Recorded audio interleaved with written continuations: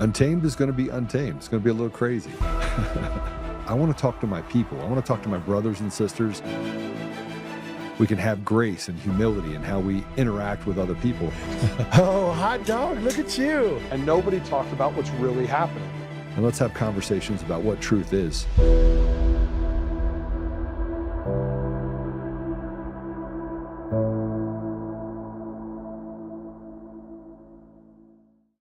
Hey, so welcome back. It is Tuesday, and man, I don't know how to feel about today. Yesterday, I just kind of went on a tear and talking about the fact that I don't have credibility. So I'm going to start every show with the fact that, yeah, I just want you to know that they said I don't have credibility. They don't have credibility. I lack credibility because they say so. And I keep looking around at the accomplishment. I just started picking up the phone and started looking at other people's credibility and thinking to myself, all right, well, what makes that person credible? I mean, I don't know. I built multiple companies, took some from a cocktail napkin to 160 million in revenue. I don't have any credibility at all. I agree with you. I have no credibility. If the litmus test is that you have to be a treasure hunter and you have to work for the CIA, like if that's the litmus test, I failed. If you have to kiss the boots of influencers, I failed. Like I just have no interest in having that type of credibility. But if you want to talk about what's happening holistically across the board with elections and Joe is right again, then I think I have credibility. And I've been able to do things that and contribute without asking for anything in return to a lot of people across the country. And have I been wrong before? Maybe. Yeah, probably. But I don't know a whole lot of people that spent as much money and as much resources as I have chasing things for people that would step over my dead body, meaning most of the general public, just to give people an opportunity to have opportunities in the future.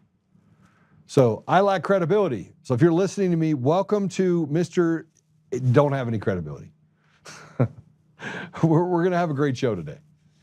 And we're going to talk about something that's probably going to put me in a better position or worse position on what credibility means.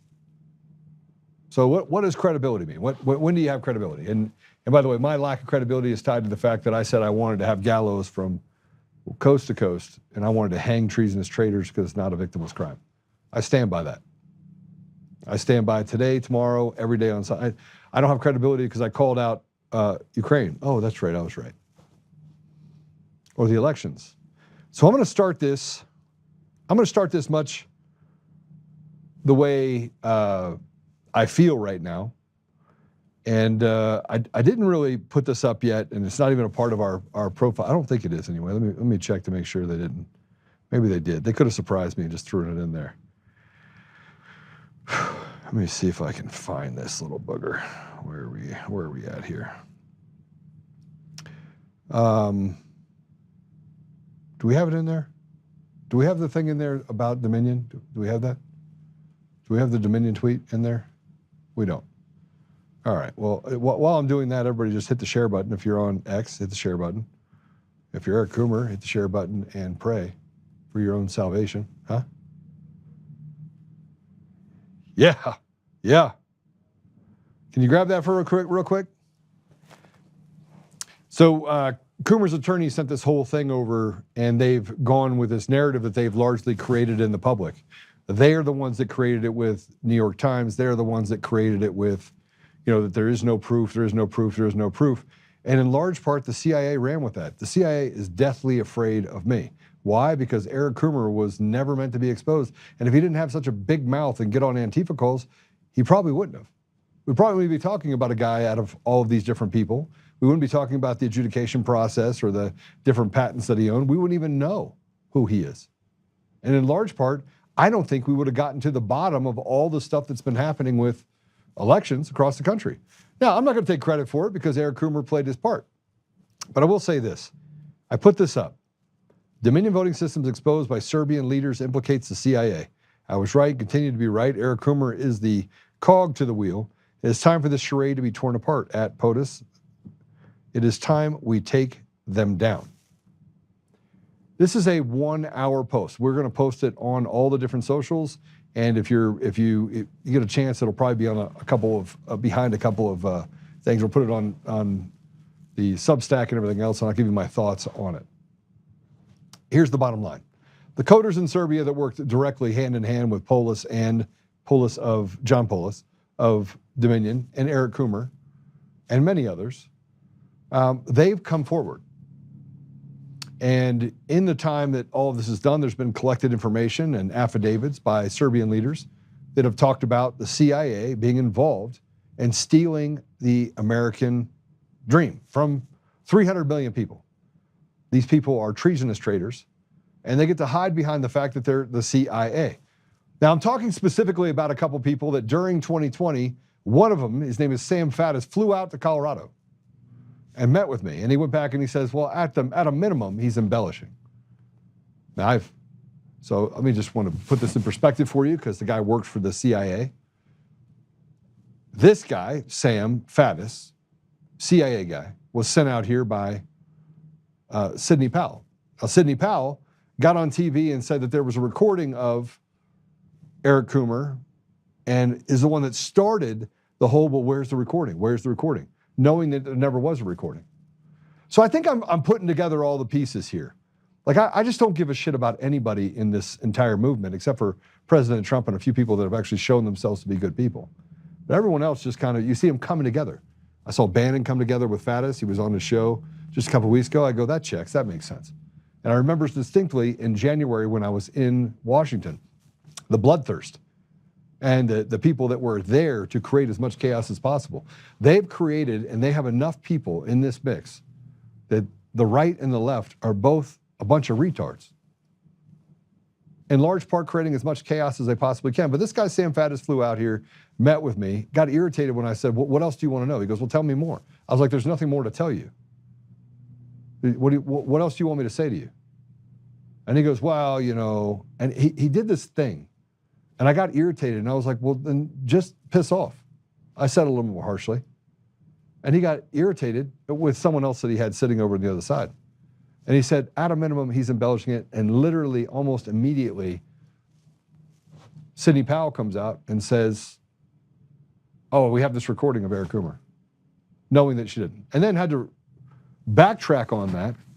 But that created the firestorm, and that created the open door for the media to say, oh yeah, where's the recording? So I just want you to understand that when I put the stuff up about Dominion and Serbia, I didn't know any of this. When I wrote that report, when I built that model, I didn't have any of the audits, none of them. So how was I able to predict the outcome of the Georgia runoff election? Oh, that's right, I don't have credibility. I did it because I am clairvoyant. So I have no credibility, but I'm clairvoyant, and you have an entire op being run on the right side that basically is creating as much chaos as possible, that pushed President Trump in 2020 and 2021 not to pull the lever to say, all right, let's get to the bottom of this fraud. Now he's doing it now, as I said yesterday when we talked about Venezuela. I'm amazed. I'm amazed by just the sheer amount of foolery that we have going on right now. Sorry, I got signed out. Let me get signed back in here. There we go. So let's talk about some things today. We're going to talk about the deportation bombshells that have been coming out. We're going to talk about the invaders turning our streets into war zones. We're going to go through the unhinged leftist meltdown. Somewhere along the line, the narrative that we're all on stolen land.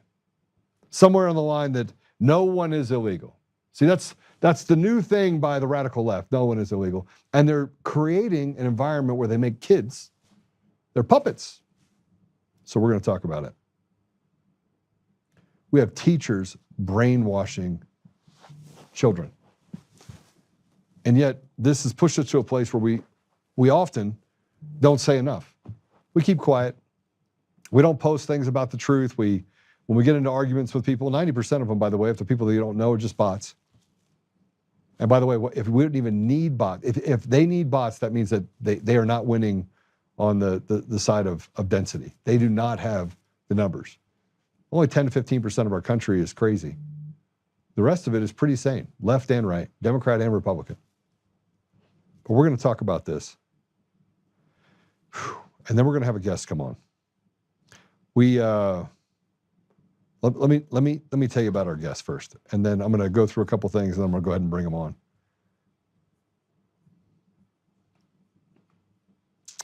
It's Captain James Fanell. He's retired. He's an Indo-Pacific security expert. He's an author. He's a founder, and he's a former director of intelligence and information operations. Nearly 30 years in naval intelligence, specialized in Indo-Pacific security and China's military threat. Served as Assistant Chief of Staff for Intelligence, U.S. 7th Fleet, and China Senior Intelligence Officer at the Office of Naval Intelligence. He was a fellow at Stanford's Hoover Institution and the Geneva Center for Security Policy. He's a founding member of the Committee on the Present Danger, which is China. This is going to be an interesting conversation about China. I want to hear this. I want to hear his thoughts on this. He's a creator of Red Star RERUN, a leading Indo-Pacific security forum tracking China's rise since 2005. I would argue it probably happened before then. But some of their economic increases certainly have come in the early 2000s. He's been a guest on Epoch Times, which we love them. So I'm gonna quickly go through a couple things, and then I'm gonna bring them on. And I've got a ton of questions. And I'll probably bring in some of the election stuff into it, because obviously there are these links to all these different countries and these radicals here in our country. But let's talk about this. Tom Homan on the record for his deportation numbers. Let's go ahead and play it. The Homeland Security Department released some data showing so far this year more than 2 million illegal aliens have been deported. Nearly 600,000 captured within the United States and expelled. 1.6 million voluntarily deported, but the administration wants to pick up that pace. Well, first of all, the numbers are accurate. I mean, by the end of this year, by the end of December, we'll have over 600,000 removals. I looked at the numbers this morning. We're at 554,000 deportation. If you extrapolate out for 12 months, this is historic, the biggest deportation operation that we've ever seen. And so the numbers speak for themselves. Most secure border in the history of the nation. As you said, record deportation operation. And let's not forget, we have found over 23,000 children, rescued many from forced labor trafficking and sex trafficking that the last administration wasn't even looking for. 100%. So great success. Yeah. So great success by this administration. You're exactly right.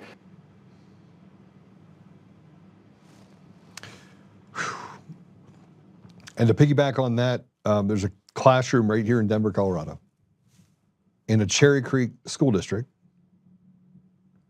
that had this. Let's put this up here. Let's put up this tweet. A classroom in Denver Public Schools allegedly had the anti-ICE and anti-Trump profanity written on a whiteboard. So you have teachers that are getting involved in things. It says no one is illegal on stolen land, F ICE and Trump. This is what we have as far as teachers. We have social warriors that are demented, that would rather see a pride flag up in the school than see the American flag up in the school.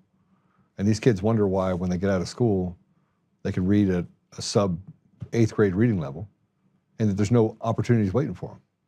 Now it's Denver, which means that you don't have United Airlines, you don't have anyone trying to recruit these kids to be anything other than poor social warriors that expect the world to give them stuff for free. That's what's happening. And they reached out, by the way. They reached out to the district, but they refused to even talk about it. So I want to show you this. This is, I'm going to say the same thing I said yesterday when we had the doctor on, and we talked about the fact that, great, we're making these peace deals. Those are all great.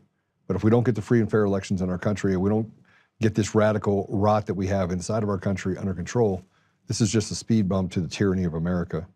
Let's go ahead and play this. This is the Prime Minister of Malaysia. President Trump is currently there, giving praise to President Trump for ending the Cambodia-Thailand Thailand war. Let's go and play it. Thank you, President Donald J. Trump, for giving us this honor. And on behalf, of course, Malaysia and our colleagues in ASEAN, I must thank you for your concern, for your empathy, and for your commitment to support this peace deal. When I first received your call, and then urging me to do more, supporting our initiative, and you personally did call both prime ministers to urge for a speedy peace settlement, I would say a great thank you. And we, of course, admire your tenacity, your courage, because the world needs leaders who promote peace strongly. And to achieve that, you have to break some rules, as you did today. When President arrived, he asked me to join him in the car. I said that's against the security and protocol rules. And he was delighted to break the rules, and I... It was a nice ride. And we share a lot of things in common. You know, President Trump is concentrating on these peace deals. And I just often wonder if these peace deals are meant to then give us an opportunity in our country to get to a place where we can deal with the conflict, which has to happen. But President Trump did sign the Kuala Lumpur Peace Accords. And this is on top of some peace and, some trade deals he did with Malaysia. Let's go ahead and play it. Today, the Prime Minister and I signed a major trade deal between the United States and Malaysia, and together we took part in the signing of a historic peace agreement ending the hostilities between Cambodia and Thailand. We're calling it the Kuala Lumpur Peace Accords. You know, again, I'm gonna say this again before we bring our guest on. There's a lot of things that I care about. I bet you most of you didn't know that Cambodia and Thailand were actually in a conflict. I'd venture to say most of you didn't know. It's probably one of the most tense borders you're going to have in the history of any country around the world. And you didn't know about it. So we're solving some problems that we do know about, some that we don't. If the media didn't tell us what was happening 3,000 miles away, we would have no clue. But that does not pale in comparison to getting someone like Tina Peters out of jail. I don't see any posts on Tina Peters getting out of jail. I see that it just kind of fell off, and now people aren't talking about the obvious. Get Tina Peters out of jail. So, you know, I walked into this today, and I'm just going to say Tina Peters needs to be free, and they need to start locking up people in our country. With that said, I'm going to go ahead and welcome our guest onto the show and get a perspective from Captain Fanell. Welcome to the show. Hey, Joe, how are you? Nice to be on your show. It's good to have you. Thanks for your service. All right, let's talk about the 500,000-pound gorilla in the world, in the room. China. Is China our biggest threat right now? Well, I think you know, I just heard the opening of your show, and there's clearly we have serious domestic issues, and I agree with you. We need to get people out of jail that don't need to be in jail because they were targeted by the previous administration. There's no question about it, and it's a very serious issue, and these domestic issues need to be resolved. But in the international arena, when it comes to who's a real threat to the United States of America, it's really, you know, Russia's got a nuclear arsenal that we have to worry about. It's big, it's serious. But the one that concerns me, and I spent my lifetime watching, is the People's Republic of China and their avowed, you know, declaration to destroy us. And so that's what the PRC's been dedicated to since Mao stood on in front of the Forbidden City on 1 October 1949 and stood up and said, "We are the People's Republic of China." Now, he didn't have the power to do anything about it. Nobody really has until Xi, but that's their goal. And for many, many years, we did not pay attention to it. And instead, we did the opposite. We engaged with it. And that engagement has really put us back on a back foot in terms of being ready and prepared to deal with the threat. And we're not prepared And in addition to what's happened internally to our own country, it puts a lot of pressure on somebody like President Trump to be able to deal with all these issues at the same time. Well, let's just kind of call a spade, or let's just call it what it is, right? When we're having a conversation about China, there's far-reaching implications of what they've been able to do to infiltrate U.S. policy. I mean, you can see it. It's as obvious as some of the other things that we have to worry about, which are other countries that have these pacts and these different things that are able to come and influence, our not only our foreign policy but our domestic policy. Are we? I'm actually less worried about Russia than I am China, in a lot of respects, because they would say the same thing about us. They would say we have to worry about the United States' nuclear arsenal, but the way that China's gone about this has been largely through economic reprisal. Like they've created a huge chasm for us, where we don't have the ability to, we don't have the production capabilities in our country to sustain our own environment, and they know that. So right. Well, it goes back to when we opened up and our recognition, and Nixon and Kissinger went to China in 71, and then we recognized them in January 1st, 1979. Since that time, there was this kind of thinking between Nixon and Kissinger that if we recognized China and we opened up with them, we could use China to help us against the Soviet Union. And the Chinese allowed us to have signals intelligence bases in northern China that could monitor Soviet ballistic missile ICBM launches and tests. And so it was something that they said that we needed to do. And interestingly, I don't know if you caught it, but a week ago, Sunday, when President Trump was on Maria Bartiromo's show, he actually said, hey, one of the biggest mistakes that Nixon made was opening up to China. And that's really a fundamentally different assessment than any other president since 1971. That's like, 54 years of a certain policy that both Democrats and Republicans had, which was to say, well, we had to recognize them. They're a billion people, and they helped us with China or with Russia and so the Soviet Union, and so therefore it made sense. And Trump is now challenging that, and I thought that was very, very interesting. He's done it twice. It wasn't just with Maria. He's made another statement to Lee Smith in an article that was published here in the last couple of days on The Blaze. And so the point is, regardless of what Trump just said about Nixon, the consensus in Washington was that, hey, if we recognize China, then we can use them to help us against the Soviets, and then they'll eventually adopt our way of thinking. They'll become more like us if we engage with them. And so what we created in America, and Kissinger was the leader of this, was this engagement school. And if you go to any think tank in Washington, you just pick one, they're all the people that deal with China and the Asia security experts will all be acolytes of the Kissinger School of Engagement. They'll all tell you that engagement is beneficial to us. They did that up until Trump's first administration. And then in 2017, Trump's first administration came in and said, hold on a minute. If engagement's so good, then how come things are worse in Asia? How come China's got more carriers? Well, at that time they didn't have carriers, but more nuclear missiles, more ships, more submarines, more satellites, more everything, and they're more belligerent, and they're bullying our neighbors and allies.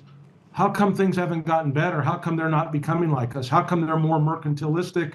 How come they're trying to defeat us with things like the Belt and Road Initiative, et cetera, et cetera? And so the first crack in the door of this idea that engagement was the best thing that we could do came during Trump's first administration. And now we're seeing in his second administration, and Biden and his team essentially went back to it. Now, yes, they maintained some of the tariffs, but for the most part, Tony Blinken and Jake Sullivan were big-time believers in engagement, and so was Joe Biden. And it's only been since Trump's come in, this second administration, where he'll say nice things about Xi, But what you are seeing right now with this trip to China or to Asia, you're seeing a president that is actually, everything he's doing is about containing and being able to not be subject to the whims and the dictates of the Chinese Communist Party. And I think folks on your show should know, I mean, we are under a very, we've got the sword of Damocles hanging over our head. We can't produce U.S. military weapons without having Chinese rare earth elements processed and given to us. There's the book that came out, RX China, in 2019-ish frame. I forget the name of Marion that wrote the book. Very important book. Talks about pharmaceuticals. People in America need medicine to live. Well, that medicine comes from China. And there's other things that we have that come from China. And so these engagers, not only did they sell out our jobs in the America, and they moved our manufacturing out of America to China and other places now, but they also made us dependent upon the People's Republic of China. And here in this last month, the trade tariffs came up, and Trump said, hey, we're gonna negotiate. You guys are gonna treat us fairly. And then the Chinese came out and said, hey, guess what? We're not going to allow you to have, America, or any other nation have rare earth elements unless we approve it. And we're going to make the judgment on whether your use of these rare earth elements are for civilian purposes or military purposes. And if they come anywhere near military, we're not going to give them to you. So China said to the United States and the rest of the world, you get no more rare earth elements, which means you cannot produce missiles, F-35s, all this stuff that we have, you're not going to get to be able to produce it. And so Trump now has gone on this Asia trip, and before he left, he met with the Prime Minister of Australia and inked a deal with the Australians for access to their rare earths, which they have in abundance. And now he's just gone to Malaysia. He's got to deal with Thailand. He's got to deal with Vietnam. And today in Japan, he's had an agreement with the Japanese for the same kind of thing. So in the space of a week and a half or 2 weeks, Trump has demonstrated that he said, I'm going to be America first, and I'm not going to be under the jackboot of the Chinese Communist Party. But it's going to be a tough situation. It's not something that's going to happen overnight. It's going to take us, some people say 18 months, but it's going to be 2, 3, 4, 5 years for us to completely get off of this. And what happens in those next 2 to 3 or 5 years is really important, because China, the Communist Party, is on a timeline to achieve what they call their Great Rejuvenation. What Xi has called the Great Rejuvenation. If you go back 15 years, they talked about the Great Restoration, which is, hey, we're going to be restored to our territorial integrity. And part of our territory is Taiwan, the South China Sea, the lower Ryukyus, border lands with India, even stuff with Russia and North Korea. But the big one is Taiwan. And so the idea that, we've heard about this 2027 and an invasion of Taiwan, when I retired 10 years ago, I was talking about the decade of concern, the decade from 2020 to 2030. Because before Xi, the previous paramount leader of China was Hu Jintao, and he had ordered the PLA to have the capability to take Taiwan as early as 2020. We're now 5 years on from that. Xi's reinforced that order several times and now 2027. But the reality is we're in a timeline where the Communist Party has to make a decision, because on 1 October 2049, the Chinese Communist Party, whoever that leader is, it won't be Xi because he'll be dead by then, but whoever's the leader of the Chinese Communist Party in 1 October 2049, that's the 100th anniversary of the People's Republic of China. And that person that stands up there is going to have to say to the people of China, the Chinese Communist Party fulfilled our promise, and we have restored the territorial integrity of China. And they would prefer to do that with economic coercion, diplomatic coercion, lawfare, information warfare, cognitive warfare. And they've been doing that. The number of countries that recognize Taiwan today compared to a decade ago is in half. and the economic power is greater. They've got problems today, but they're still economically very strong. They have the largest Navy in the world, the largest Air Force in Asia, largest strategic rocket force. They got they built their military that we paid for in large part, but they are a power now and they want their territory. And so the question is, can they get it without using military force, which they'd prefer to do, obviously. But they have prepared themselves to use military force. And the question for them is, how late can I go and not use military force and then use it and then still expect the world to come to Beijing like they did in 2008 when the world came to the Olympics in the Bird's Nest Stadium in Beijing. You remember that ceremony, right? That was, George Bush was there. The kings and queens of the world were there. After 19 years previously, when Tiananmen Square happened and the world condemned China. So in the space of 19, 20 years, the world went from condemning China as a pariah, as a barbaric regime, to beating the doors down to get tickets to attend the opening ceremony of the Olympics on 8 August 2008. So the Beijing and the Chinese Communist Party, they know the West's attention span's about 20 years. So if you take 1 October 2049 and you back it up 20 years, it's essentially 2030. So we are now in this last 5-year period where Xi and the Communist Party are going to have to make a decision. Do we use military force in the next 5, 6, 7 years and take Taiwan by military force before the United States wakes up, before they rearm themselves, before our demographics and our older population and more male population and our access to food and water and other things become critical? Do we take Taiwan and then expect that it'll all kind of calm down by 1 October 2049 and everybody will come to Beijing and celebrate the new China, the Great Rejuvenation? That's the debate that's going on in Beijing right now. So here's the problem. I like to work the problem because we know that there's quite a few of them. We have domestic rot and we have foreign policy concerns that engulf Russia, China. Now you have BRICS. You can't ignore the fact that we have a new financial system that is brewing. And now you have, I think, 7 or 8 other nations that have signed up to become a part of BRICS outside of it. So you got some powerhouses out there. You have these restrictions that China is putting on rare earth metals, which, by the way, they get from pacts that they have with parts of Africa that we have relationships with as well, but they actually delivered. So we have a lot of policy and aid packages we put in play dating back 30, 40 years that we never came through on our side. Hey, we're going to give $200 million, and we never delivered. Right? We just made it look good for the news media, and then never came through with any of the effectual dollars, or at least it never got to where it was supposed to get to, right? So here's my problem. Here's the dilemma that I have. Can we even deal with the China issue if we don't get to solidifying what we have at home? Because right now we have 2 disparate environments operating in parallel.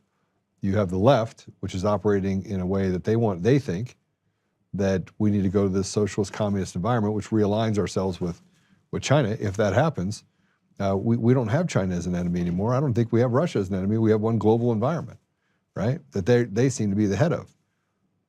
That's one kind of, wrap it up. And then the other side, it's a return to traditional ethos of our country that President Trump is pushing on. But yet all the mechanisms in our country favor the left. So how do we stop all of this without dealing with treason, without dealing with the sedition, without dealing with the massive numbers of people that are owned in our country by elements that are foreign? How do we square it? Yeah, you broke up a bit there, but I think I got the question, which is, yeah, we have to deal with the problems that you elucidated internally. We cannot ignore those. And so in the military realm where I lived, what I saw from the Secretary of War in Norfolk there a couple of weeks ago and the president, which was basically a statement that we have to restore the warfighting ethos of the U.S. military. And to the extent that this administration's doing it in that arena, the defense or the War Department, we need to do the same in the rest of the country. We need to hold people account. The people that forced us to take the jab, that lied to us, that told us it would work, that it didn't, told us to wear masks that had no effect, told us to social distance, allowed bars and strip clubs to stay open, but closed our churches. All those people that did that, they did it under the guise of the rule of law. They need to be held to account under the guise of, not under the guise, but under the rule of law. So there's no question that needs to be taken care of. And I would say in the area where we've had, influencers from China, we need to have an accounting of who's in our defense establishment, who's in our foreign policy elite circles that are being funded by the Chinese Communist Party. And it won't be a direct fund. That's the hard part of this. None of them are getting paid directly from a Chinese Communist Party bank account. It's all coming through second, third, and fourth parties, washed through, but it's all understood that these people are going to push engagement and push support for the Chinese Communist Party. So we have to take care of our internal rot. I had cancer when I was a young officer. I was an ensign and a lieutenant JG. I spent a year in a hospital. I had a tumor the size of a grapefruit in my abdomen. And if you've ever had anything like that, you know that that's your all-consuming focus, is that you got a tumor inside of you and you got to do something about it. So you take chemotherapy, you have radiation, you have a surgery, but you have to get that tumor out or you'll die. And so we are in a similar situation. We have a cancer inside of America, and you can call it wokeism, progressivism, it's communism, it's Marxism, it's Leninism, and it's infiltrated our country, and we have to remove it. And we have to hold these people to account. We should do it by the rule of law. We should do it by the constitutional processes that we have in place, but we should not defer if those processes, like, for instance, right now, we're not funding the government. Why not? Well, because we have a rule in the Senate that says we can have a filibuster unless we can't get 60 votes because there's some rule. Well, change that rule when it comes to funding the government, if we need to. I mean, I think we need to discuss what we're funding, but the point is there are ways to do this that are legal and just, and we don't have to be as evil as the other side is in the way they act and the way they twist and turn the law. We don't have to do that. We can be straight up and truthful, but we need to hold people account. We need to get our border secure. The president has done that. We need to deport people that are illegally here. We need to stop crime. We need to not allow, Antifa and BLM and these other organizations to run rampant through our cities. It's just not acceptable. They won't allow it if they won't allow regular Americans that are patriotic to walk through Seattle or Portland or Los Angeles and hold the American flag without abusing them. Why would we allow them to, dox ICE agents or shoot people or, firebomb federal buildings or whatever it is? We have to hold people accountable, but it has to be done concurrently with dealing with this outside problem, because the other problem on the outside isn't going to go away. China's not going to sit still and let us get our house in order until they make a move. Let me know if you miss any part of the question that I'm asking you. But we're talking about what's happening with China. Do we need to be looking at this as an Asia Pacific problem or as a China problem? Because obviously you talked about Taiwan, you talked about some of the things that are even happening in Hong Kong, settling up issues that we had in Cambodia and Thailand. Is this a holistic issue, or do you think there's any deals that are being made on the other side in some other Asian countries with China that potentially could leave us out? there's a term that they've been using and since I retired called the Indo-Pacific. And so there's an assessment, or not an assessment, a view that because of our relative strength compared to China and their growing power and our kind of stasis, if you will, our inability to grow our military in the Pacific and our other power centers, that we need our alliance structure. And so it's always been that way, but there's more focus now on this alliance idea. So you have a thing called the Quad, which is US, Japan, Australia, and India. And that was, brought in around 2007. It went dormant under Obama, and then Trump in his first administration reopened and energized the Quad.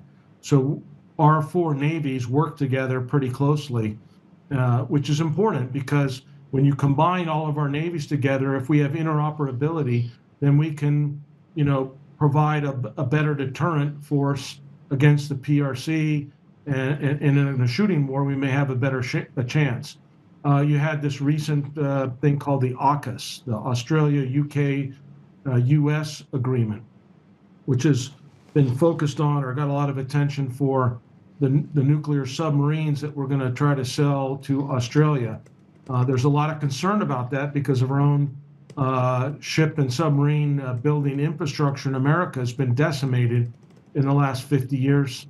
And so can we provide Australia those submarines in the course of time while also meeting our needs for our requirements in the Pacific and around the globe? A lot of concern about that. AUKUS also includes other things, cyber. It includes things about hypersonics and some other intelligence sharing related items. So, but it's an idea that we're partnering with these three nations. We have other agreements, the trilateral agreements with Japan and South Korea. And so there's all these interlocking kind of agreements. There is no Asian NATO. Some people have argued for an Asian kind of NATO. We have after World War II, we had the Atlantic Charter. Some colleagues of mine have recommended that we have a Pacific Charter. And I'm not against all of that, but I am also more inclined to be with President Trump, which is America first. Why can't we do this? And the reason we can't do it is because for the last 40 years, since we went into this engagement mode with China, and since the wall came down in the Soviet Union, we kind of said, hey, we don't have to do some of these things that we did after World War II to maintain our national security vis-a-vis the Soviets or any other emerging threat. And so what happened was we decimated certain things while we were engaged in wars in the Middle East for 35 years. So throughout my career, I was a Pacific Fleet sailor, while my Navy was headlong and head over heels in love with being involved with the Middle East. At one point, we had a chief of naval operations that was proud that he had more sailors ashore in the CENTCOM area of responsibility than he did have sailors afloat in the same region. And so what happened is we allowed this idea that we needed to have a Navy, a strong Navy, we allowed it to atrophy. When I got commissioned in August of 1986, we had almost 600 ships in the U.S. Navy. Today we have just around 290. So we cut our Navy in half over 30 years, and the Chinese doubled theirs in a 10, 15-year period. So, and the fight in the Pacific is not like anything in the CENTCOM AOR. It's going to be a naval engagement. It's going to be a naval and air fight, and there'll be missiles and things of that nature. But we're talking about vast expanses of water. People don't really comprehend the size of the Pacific Ocean, but if you take 17 continental United States, from California to New York, you can put 17 of those continental United States inside the Pacific Ocean. It's massive. It takes a couple of weeks to get from San Diego into the area around Guam or Japan. So It's called the tyranny of distance. And so we need platforms, we need ships to be able to deal with China. But right now we have these same people that were the engagers. They're also the same people that are influencing our national security policy. And for the last 20 years or so, people have kind of gone into this idea that, well, it's inevitable that China's rising and we're kind of on decline. And so we need to manage our decline, just like the Brits had to manage their decline after World War II as they declined and we rose, the United States. And that's largely been the mindset in Washington to deal with this problem. And I have never been accepting of that. I've been an outspoken critic of that. And I was very, very pleased to see the president down off Norfolk going aboard the Bush and recognizing the importance of naval power. America was founded not just as a land power. We recognized, and our founders recognized, we need both a land capability, a military, an army, but we also needed a navy. And it was written into our Constitution. The Navy and the Army were written in. And so why these experts for the last 35 years didn't think we needed a Navy and just allowed it to be decimated and gutted is beyond explanation. And there are explanations, but it's beyond acceptable. The explanations we can talk about, but the reality is we have let our Navy go and we are not deterring the People's Republic of China. And the results of that weakness are what we are seeing as they threaten our allies in the Philippines, as they daily now surround Taiwan, as they threaten our allies in Japan, but more importantly, as they threaten America's existence by pushing us out of the Pacific, whether physically with kinetic force or non-kinetic. All right, so a lot of people, go ahead. Let's talk about a couple countries that I think we have to pay attention to, right? One, Japan faces the same issue with mass assimilation to their society right now. Their immigration rate right now in Japan is absolutely off the charts. There are only 3 countries in the world which do not have mass assimilation of others coming in. India, Russia, 4. Russia, China, and Poland. That's it. Those are the only 4 countries that are not seeing mass migration issues. Even if you talk about Africa, you have people that are migrating from one African nation to the other, and as if they have porous borders, right? And in large part, you have Chinese influences, which are taking over the entire continent of Africa. You have 4. You have 4 countries that are not facing a degradation of just their ethos as a nation.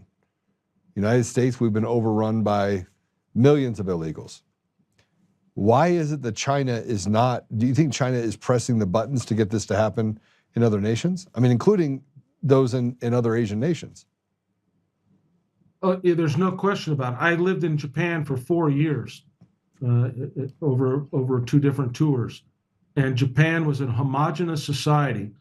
It was a very peaceful society. It was a very safe place, very pro-America, and very homogenous. And the global elites, I'll use that phrase, and China was pushing this, was they didn't like it.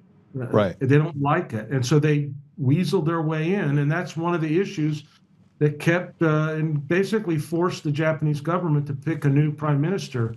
And we'll see how Prime Minister Takaichi does with trying to restore that homogeneity inside Japan if they can remove some of these foreign influence. I think it's going to be a very task. And I'm talking about from all different countries. I mean, Japan looks like a country that is lost. It looks like the UK.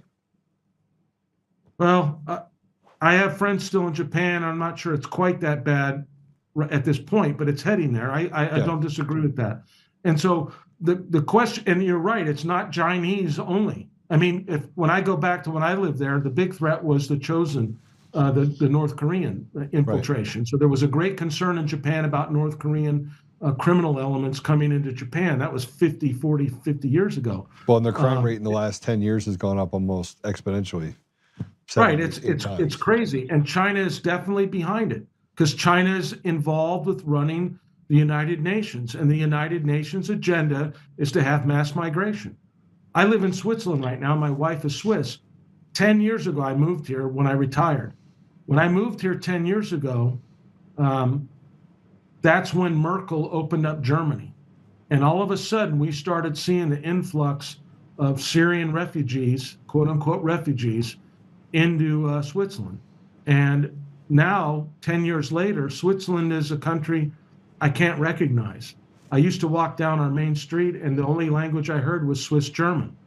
Today, when I walk down that same main street, I don't hear Swiss German. I only hear foreign languages, all kinds of foreign languages. So there's an agenda to make mass migration across the globe. Okay, to so make, then I make mean, one world government. There's no question about it. So, Captain, I got to come back to this right now. How do we fight against it? We see it happening in real time in the United States and in other nations around the world. And you know, we said we need to do this using the rule of law. Obviously, Tom Homan is doing everything he can to expel those people that are here illegally. But we already have a cultural abyss that's happening in the United States. It's like it's gone too far. Is there? I mean, do we have to expel 20 million people and set new standards in the United States, or is this going to get to the place where it gets hot? Because I don't see it not getting hot based on what I'm seeing. It looks like it's going to get hot. I mean, that's what it seems like. However, we need to do what we can where we can. So that means regular Americans like you and I have to be engaged. We have to talk to our children. We have to get out and stand up and get involved with every facet of our civil society, whether it's our school board or local town hall or whatever it is. We have to stand up and say, that's not right. We're not going to accept this. The idea that we're going to accept men playing in women's sports or men walking into women's bathrooms or vice versa, for that matter. We have to say, no, that's not right. We know what is right. We know what is wrong. The people that know what is right have to stand up and speak up and say, I'm not going to accept that. And then they have to be prepared for the pushback, because the left has gotten their talons so far into our flesh, they're just not going to give up. So there's going to be pushback, and we're seeing it in these places like Portland and Seattle and Chicago and where else. But I don't, I like to use a biblical analogy. If you remember the story of Lot and Abraham and Sodom and Gomorrah, right? And God was going to wipe out Sodom and Gomorrah, and Lot or Abraham went to God and said, hey, if there's this many people there, please don't destroy it. And he went down the list until there was like nobody. We have to do that. We have to keep fighting for every person. We can't just say we're going to have an open civil war. That's not what we stand for in the first place. We have our country, we have a constitution, we have a declaration, we have almost 250 years of proven success, but we need to sustain that, and we need to not roll over. And that means old guys, old women, young women. We need to stand up and say this is wrong. And so we have examples of it in our country. I think of Riley Gaines standing up and saying, I'm not going to accept swimming against a man. I'm not going to do it. We need more people like that. And it comes with a cost. You're going to be ostracized. You're going to be ignored. I mean, I was in the naval intelligence community, a respected person in that level. But once you get painted with a brush as a radical, or at that time, just speaking out against China was bad enough. You shouldn't talk ill of China. We were supposed to not provoke China. That was the unwritten rule of the Obama administration. Do not provoke China, because that's the most important relationship we have, and so we have to accommodate them and appease them. And that's what we did for 35 years, and look what it's brought us. External and internal threats. Okay, I'm going to come back to something in the U.S. soil. Let's talk about domestic policy. China, all these other nations want to come in and destroy what we're having going on in our country. We've accepted the fact there's this globalist agenda. We can see it as clear as day right in front of us. We see that the elections are largely fabricated and that people have been selected, not elected. Our judiciary is rotted to the core. You don't have to agree with anything I'm saying, but you can stop me anytime if you don't. Judiciary is completely rotted. The legislators have never asked the people what they want. They bark at the people and tell them what the people want, even though they don't want it. You have a president that basically can't even get the support of his own Republicans. The Democrats shut down the government and they want to blame President Trump. Make it make sense. You know, how do we fix any of this? How do we fix any of this if we cannot get to a place? Go ahead. If we can't get to a place where the ridiculous does not have a voice. I mean, they're grooming children, for God's sakes. They're literally doing stuff all over the country to do crazy. There's a reason why you went to Switzerland. You thought you could escape the madness, only to find out the madness ended up on your doorstep. So now that we're looking at this, you know, just as clear as day, right in front of us, how do we deal with this? If we don't start, I mean, I'm just gonna say it, throwing people in prison, like Matt, just line them 50,000 of them. No, I'm not sure about that part of it. There's no question that people need to be held to account. I think what I would say is I look at strategic trend lines. And so the trend line has been very negative, as you've described. We've had an unraveling of civil society. We've had craziness with immigration and all these crazy societal things. But on the other hand, we elected a guy, even though he got, you know, I believe he got robbed in 2020. But the way the fates worked is that he didn't get into the job and he couldn't carry on for 4 years. And now he got reelected again in 24. And that guy now is doing a lot of things different than he did in his first administration. He's got people around him that are trustworthy to the extent that he didn't have in the first administration. And the first administration was against the trend line of the last 30, 40 years of Republicans, Democrats in many ways. So he's now back in and he's responsive to the people. Remember this thing with the Epstein files. He came out in that cabinet meeting and said, what are we talking about this for? And it exploded, right? Everybody said, what do you mean, what are we talking about it for? You're the guys that told us it was important when you ran for office. You're the guys that told us you had the list. All this stuff.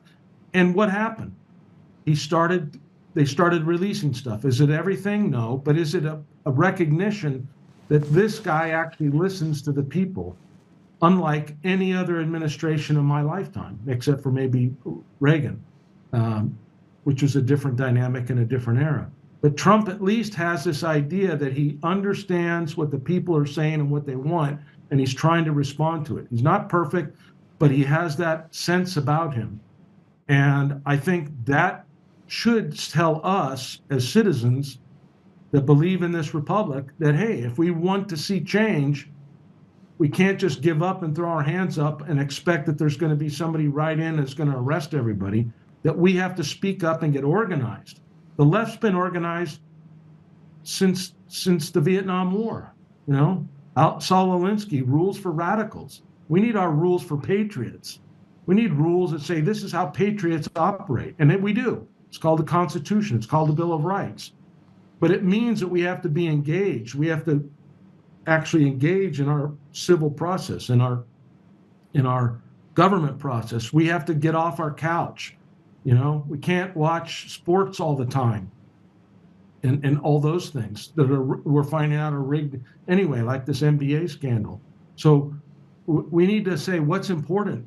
If you think that the future of America is important, the future of your children and grandchildren are important, then you've got to stop, you know, watching the sports or doing other things. You got to get engaged. And that means you have to make hard decisions, and you're going to get depressed, like you are a bit, I think, about how it seems so bleak.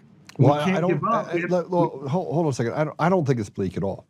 I think President Trump is doing the things that he wants to do, but it's always good to hear experts and what they think as related to kind of what we're seeing. Like the public is getting the feeling that something bad is about to happen and we're going to it's going to turn kinetic, right? The public is feeling that, right? So I would say that I believe that we're down in Venezuela because we're going to beat the living crap out of them until they beg for us to stop. And then he's going to say, give up the people that stole my elections in the United States for the last 2 decades. Like I believe that's what President Trump is doing. I believe that he already knows that he has a half-rotted cabinet, and that some of his cabinet is really good. Others are just useful idiots that, frankly, are standing in the way of progress, just like they did in 17. I think he can see it clearly, right? But it's interesting to hear from both a medical perspective, because we had a doctor on yesterday that talked about the fact that I don't know how you deal with this without it going kinetic, and then I want to hear the military perspective of, you know, can we get there without it going kinetic? We both hope that it doesn't go that way, but it looks that way. Right, and oh, by the way, the president is, you know, told you know, when he went to Quantico after Hegseth gave his speech, the president said, "Hey, guess what? You're going to learn how to do your job in America," and that obviously the left got very upset about that. They somehow forgot that the oath that we swear to the Constitution says we defend the country against all enemies, foreign and domestic. So if we have domestic enemies, we have to deal with them.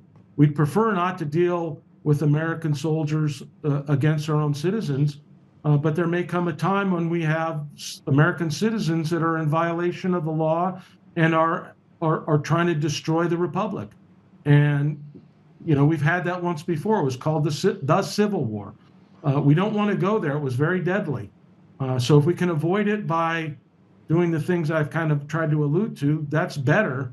But if we get to the point where we have to, then we'll have to deal with it as it comes. But I would just, you know, most people that are listening aren't in the military, probably. Maybe they are. I presume they're not active duty. So the question is, for what are the people that are listening, what can they do? And so they have to, you know, as you said, the president can see it. Well, we need to see it too. We need to see what's right, what's wrong, and we need to call out. If we think that they're doing something, or there's somebody in the cabinet we think is useless or is counterproductive.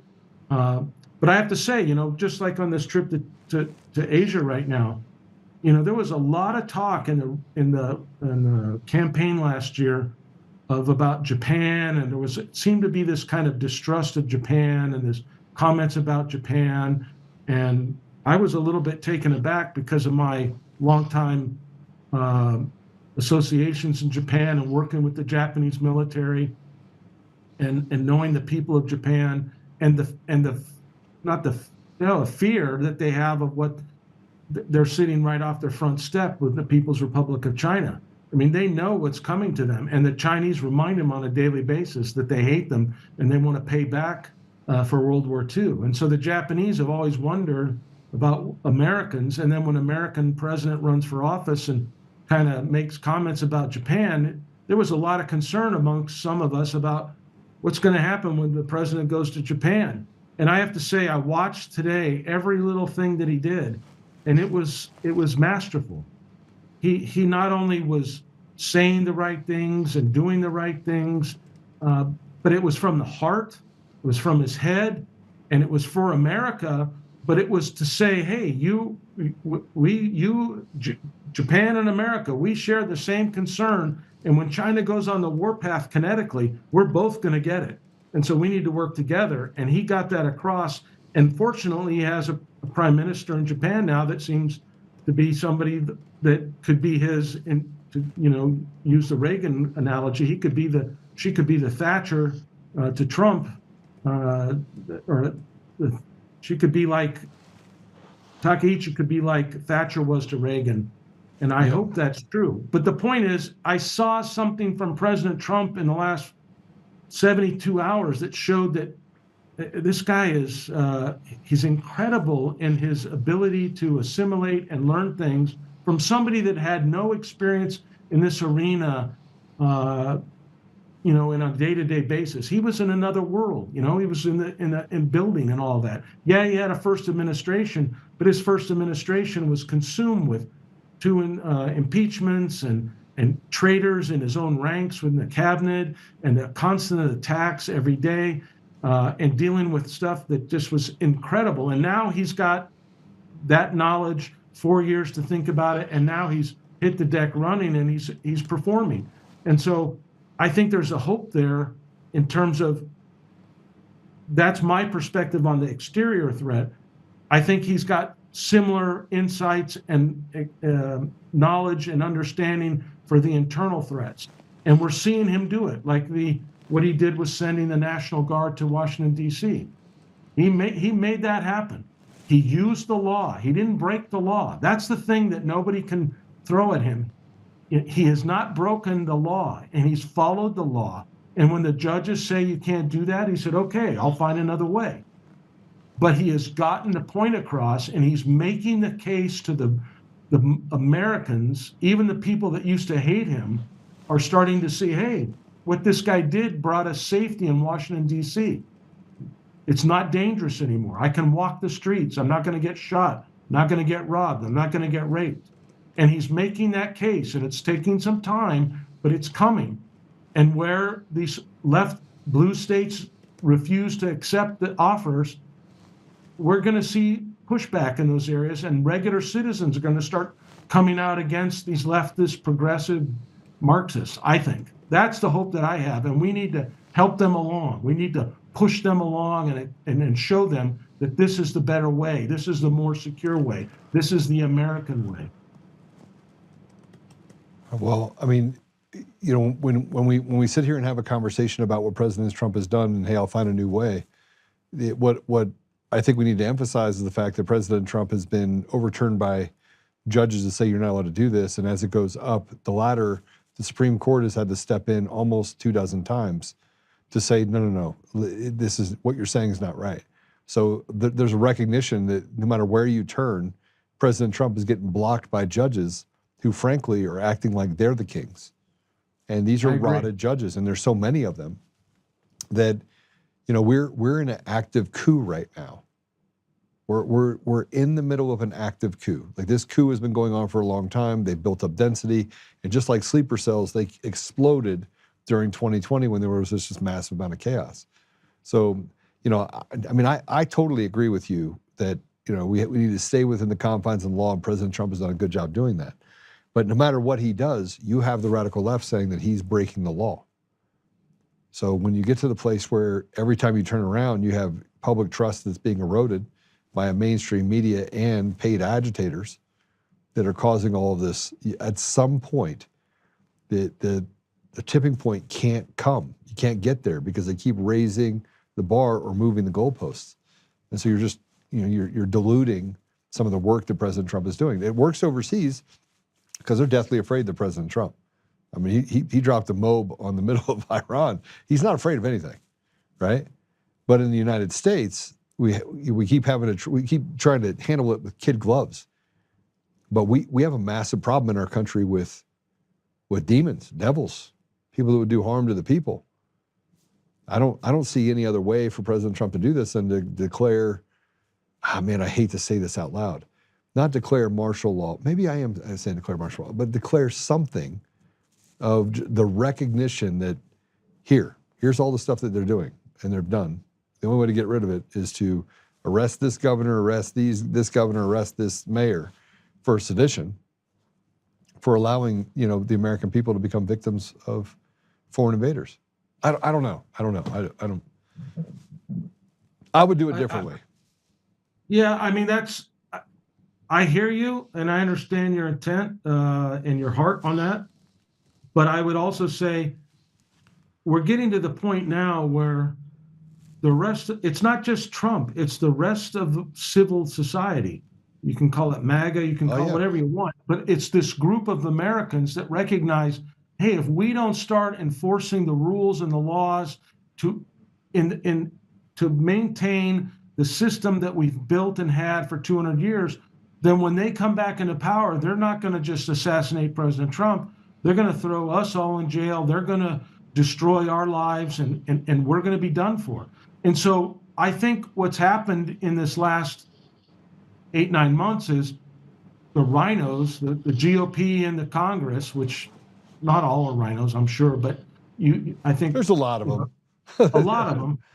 Yeah, and they have like acted like, well, we're a separate group, and we'll have our power base. And I think Trump's finally gotten through their thick skulls to a degree. Hey, you're not a separate group that's going to be standing alone. when the Mandami takes over and runs for president and institutes Sharia law or communism. They're going to throw you in jail too. So this idea that you're not going to do, for instance, why did the Congress go into recess for so long to not allow the president to put in recess judge appointments?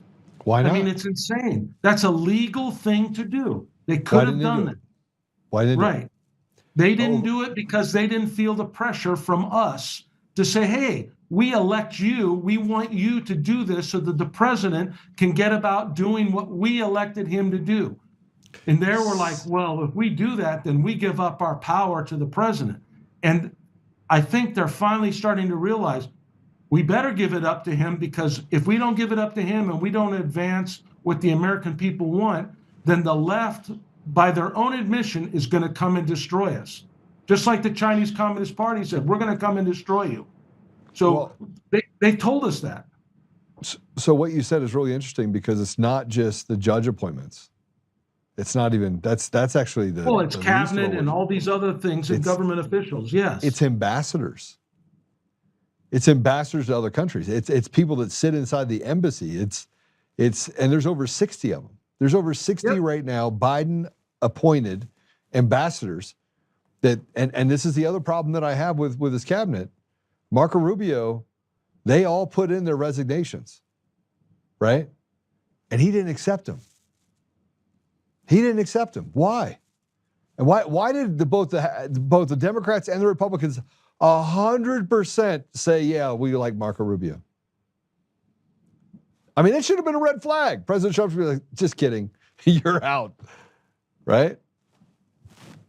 He's done some good things. He shut down USAID. He shut down some other, stuff that was not necessary. So he's making changes. Yeah, I don't know. I cannot explain why you would keep any person from the previous administration in the federal government. Not one person that was appointed by Joseph Biden or his regime, because he didn't do it. Whoever appointed him in that previous administration, I would never have them and allow them to stay in, even if the position went empty and I had to use a charge d'affaires. That's just not acceptable. So, but the larger point, or it's not larger, but let's get back to the rhinos in the Congress. All they have to do is say, hey, we're out of session completely, and the president can start filling those positions. Why didn't they do that? Why do we still have this filibuster when we can have a continuing resolution? We're just a few days away. Today's what, the 28th of October. So in 3 days, the people are not going to get paid in the U.S. military. People that are at sea right now, people that are overseas, their lives are on the line. We just saw two aircraft crash off the USS Nimitz in the South China Sea this week. Okay? Yeah. It's a deadly business just being at sea in peacetime. So we're asking people to put their lives on the line for the country, and we're not going to pay them because John Thune doesn't want to call the Senate and say we're out of session completely, and either does the Speaker of the House, so that the president can put these people in and keep this government running. So there are issues there, and we need to put heat on them as well. It's not just one guy. It's got to be all of them that say they believe in the principles of the Republican Party and what it stands for, which is for the country. And if we're not going to stand up for it, then they need to be primary, and they need to be removed. But that means the people of their cities and their states and counties all have to get off the couch, get off the Game Boy or whatever they're doing, and vote. And we're not doing it. Yeah, I agree with you. Captain, thanks for coming on with us. How do people follow you? I know you have a book out, so we need to probably plug that here real quick. We wrote a book last year. My co-author, Dr. Brad Thayer, and I wrote a book. It's right there over my shoulder.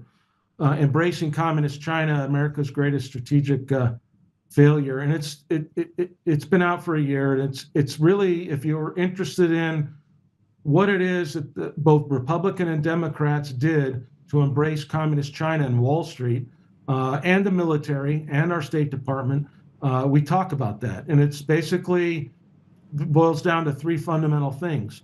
We have hubris. We were hubris about our strength as a nation. We thought we could just didn't have to worry about the Chinese after the Soviet, the wall came down and all that, and the end of communism, Francis Fukuyama's, the end of history. We thought we were in control. We didn't have to worry about anything. Then we had greed. We have people inside our own system that took money from China and advanced their careers. And we could, there's names in the book and things of that nature. And then thirdly, we have to give the Chinese Communist Party a bit of credit.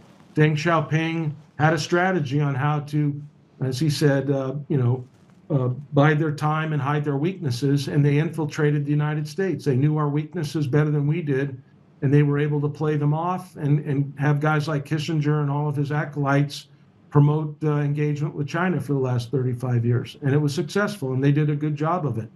And now we're in the position we're in. And we, if you understand that, then you can understand why we need to do something about it. And so that's really the purpose of the book.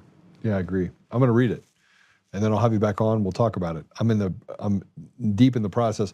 I have a stack of books now. It looks like it's like a mountain.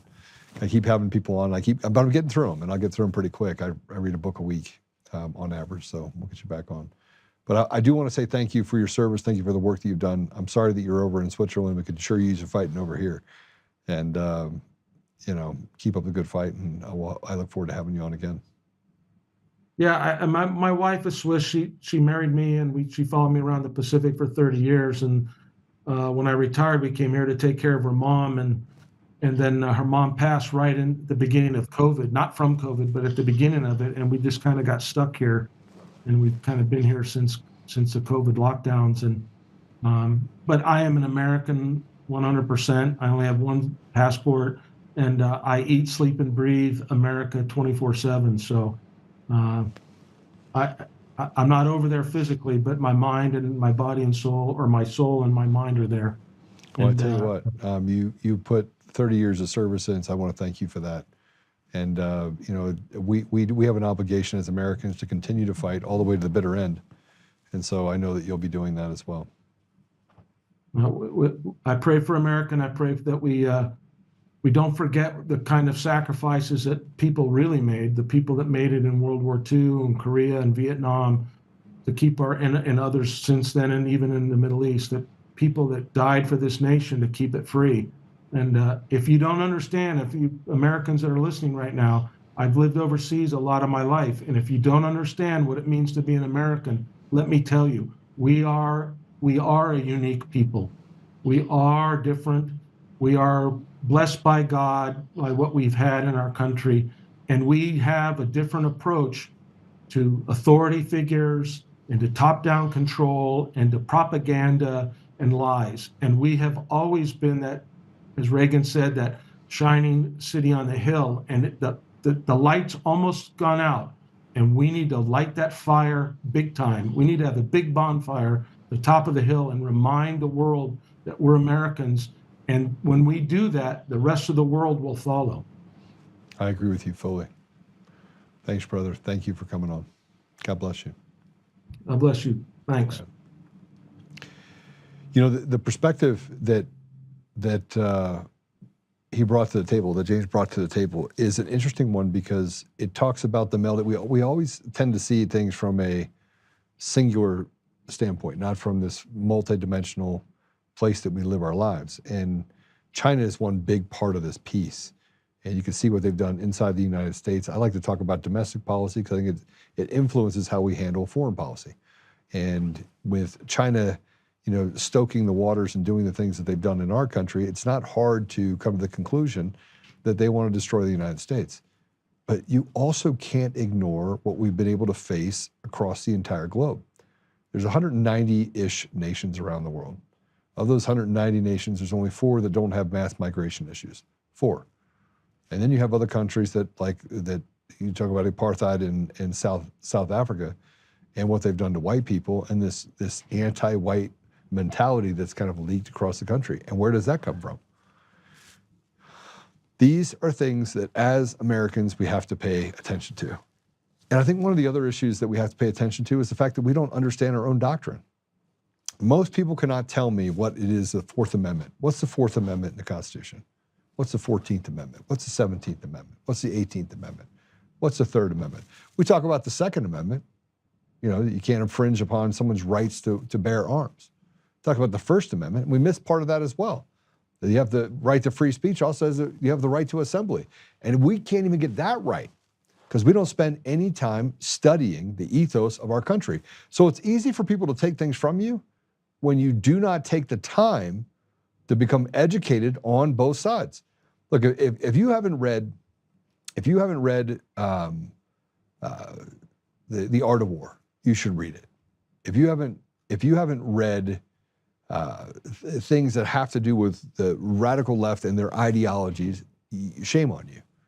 If you haven't read our Constitution, if you haven't studied our Constitution, then you should probably put on speed dial YouTube videos that go through each one of the amendments to the Constitution and the Bill of Rights. You should understand the foundation of this country, the letters that were written by Thomas Jefferson, the things that we have related to the early foundings of this country, because there's other documents related to how we've actually been established as a country that are important. They're paramount to understand where part of our culture comes from, because a vast majority of even our systems come from British rule, still to this day. And do you know what the bar stands for? I mean, just if you even know what bar stands for, the Lawyers Guild, it's called the bar. You have to join the bar, and the pledge that you have to give when you join the bar. That should scare you enough. But we cannot establish a way where we go back to a place where we have ethical boundaries and we stop this degradation in our country if we don't understand those things. So now I'm gonna start here. This next part of the podcast is going to get fiery. Do you believe all Muslims are bad? Do you believe that all Christians are good? Do you believe that Christians are bad? Do you believe that atheists are bad? We already know the answer for Satanists. Yes, they're all bad. Do you believe all Jews are bad? Yesterday, I told you that I was going to have a conversation about the erosion that we have in our country. 40+%, 46% in the state that I'm in, of judges are Jewish, Jew-ish. Now, these cowards hide behind Jews with the idea of anti-Semitism, you hate us, hate crimes are up. It's just not true. It's fundamentally not true. See, these demons just make it up as they go along. And you'd say, Joe, you know, it's the Jews, they own everything. Yeah, it's actually not the Jews, it's the Jew-ish. It's a cabal. It's a fraternity. It's a networking group of evil people who swallow things up collectively, and they own it all. But what if I told you that the degradation in our country is directly tied to deviancy, and that I can prove to you that these Jew-ish people own it? I can prove it to you, and that they lie. What if I could show you some of the things related to this perversion that has swallowed up our country? I'm talking 20 million people a day that are getting involved in certain aspects with just 20 million people a day that are going to places that promote deviancy. And not only do they promote deviancy, but they build it into the brains. They rot out your brain if you go to these environments on purpose. They want to destroy you. What if I told you they do it under the basis of religion? It's true. What I'm telling you is absolutely true. There's a conspiracy to destroy every part of our country. We should be out there punching these people just flat in the face. We should be tearing them to pieces. What I'm talking about is the porn industry. Now, we could tie it back to the economic, the financial industry. We could talk it back to the fact that this is going to be blocked on nearly every platform because they're all owned by Jew-ish people. From YouTube to Google, all run by people who frankly don't want me to have a voice, don't want you to have a voice. Matter of fact, they want you to be their slave. It's right out of a book of the Talmud Institute out of New York City that trains up people out of that institute to hate Christians. Hate them. Make them your useful idiots. Make them your dogs. Take from them whatever you want. Isn't that what Zuckerberg did? He stole Facebook, a DARPA project that was started by a certain group. He came in, they're like, okay, we're gonna take this idea, we're gonna meld it out here, we're gonna put it out there in the public, we're telling them, you gotta consume this. Let's start off with the Bibi Jew song. Play it.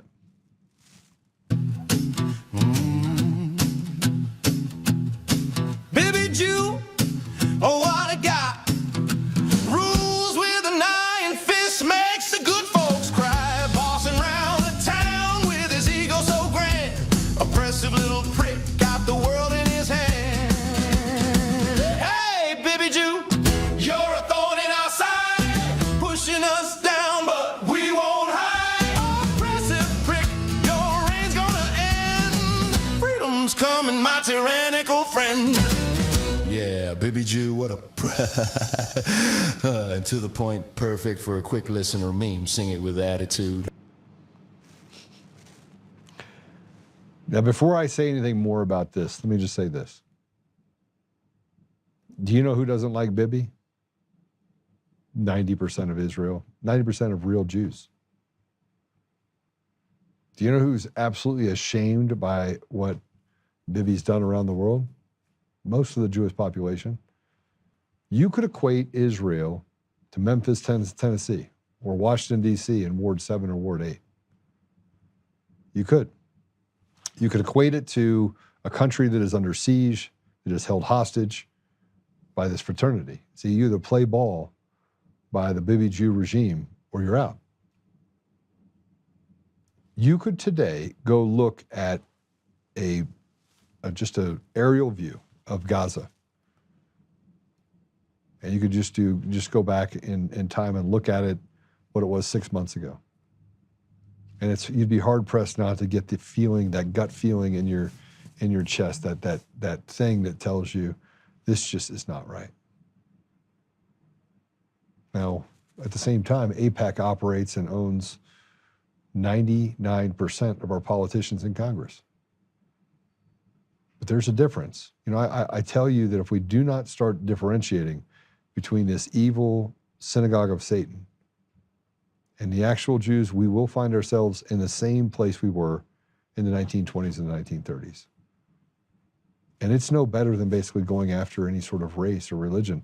And one of the things that Captain James said when he was just on, which I found interesting, was that, and it's very true, is that the American people, call them MAGA, call them whatever you want, but it's American people. Yesterday we had people on here where we were talking about their propensity to say, hey, come, when you're done with Memphis, come to Atlanta. You got a black dude saying, get over here. And you have people in Memphis saying, thank you, President Trump. I can now walk through the store. I haven't been able to walk to the store in 20 years. And I'm not kidding. I'm not kidding when I tell you that 99% of the people that live in this poor environment that were completely forgotten. You want to think that you feel invisible? Okay, go live in a place where there's no opportunity, no education, and absolutely zero food. Because you got animals that come through and rob Walmart blind. And do you think they only rob Walmart blind? No. They rob people that are poor in their own environment. Those people don't come out of their house after 6 o'clock. So when we talk about the degradation of society, of what's happening in the United States, I'm telling you right now, Israel is held hostage. The people of Israel are pissed. They feel like slaves too. And the only people that are holding this thing over their head right now are godless people who really don't care and give a shit about any other part of the country or the world for that matter. They're going to capture America by doing one thing, pushing you to a place of perversion. And you can see it every day. All of the LGBTQI, whatever you want to call it, organizations that are out there that are promoting cutting off penises and hurting children and putting sexualized books in schools are all run by Jews. 100%. And they're the fake Jews, by the way. They're not getting the promise. They're getting the curse. Because I do want to tell you something else Jesus said in John, he said it very clearly, John 6:14, I think, you cannot come to the Father except through me. That's a curse, by the way, because if Jews don't accept Jesus, how are you going to get to God? That's why I know that you can see it clearly. Listen, I'm not trying to convince you that Jews are bad, because they're not. I'm trying to convince you that there is a cabal, there is a cartel so big. Charlie Kirk saw it. Stu Peters has seen it. And you could say Stu Peters is an anti-Semite. He admits he's an anti-Semite. I don't even know how you check that. Candace Owens, she an anti-Semite? Is she out there attacking? No, she's attacking rabbis that use the word rabbi, ordained to a position to represent God to the people, whose entire business is dildos. You think that's a rabbi? Oh, I'm not done yet. I want you to see this. This is a clip of who runs the world. And I want you to pay attention to what happened when he started talking about who runs the world. I'm not a self-loathing individual. I don't want any harm to come to any country. But let's be honest where we are right now. We are in a place right now where we don't have a country. We have been captured, and there are good people inside of President Trump's cabinet that represent that 90% of those people in Israel that want help, that are being held hostage just like the people in this country. Let's play it.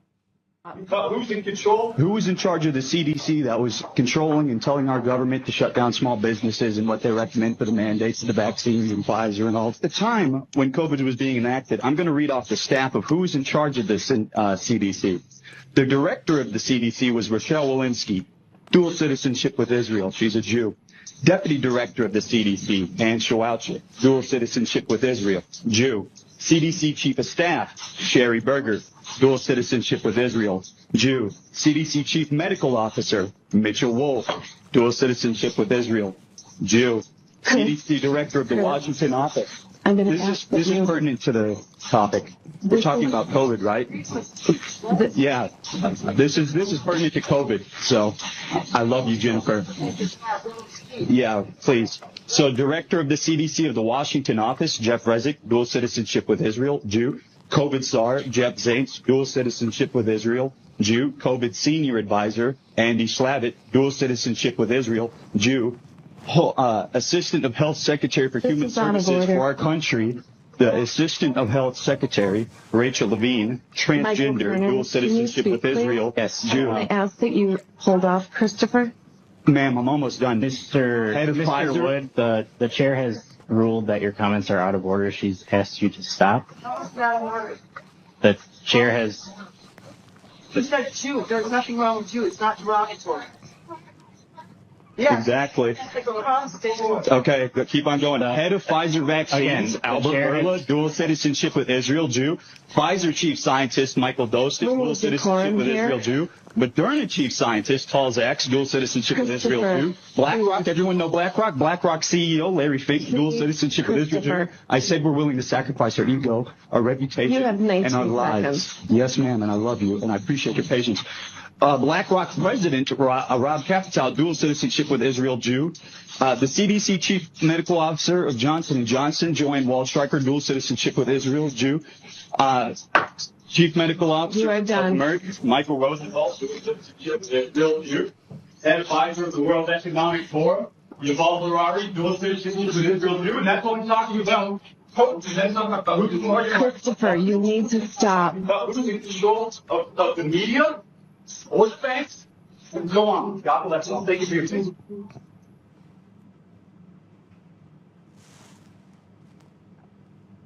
What part of that was bad? And by the way, I shouldn't have to say this. A business partner, he's a Jew. He's a God-fearing man. He's also gay.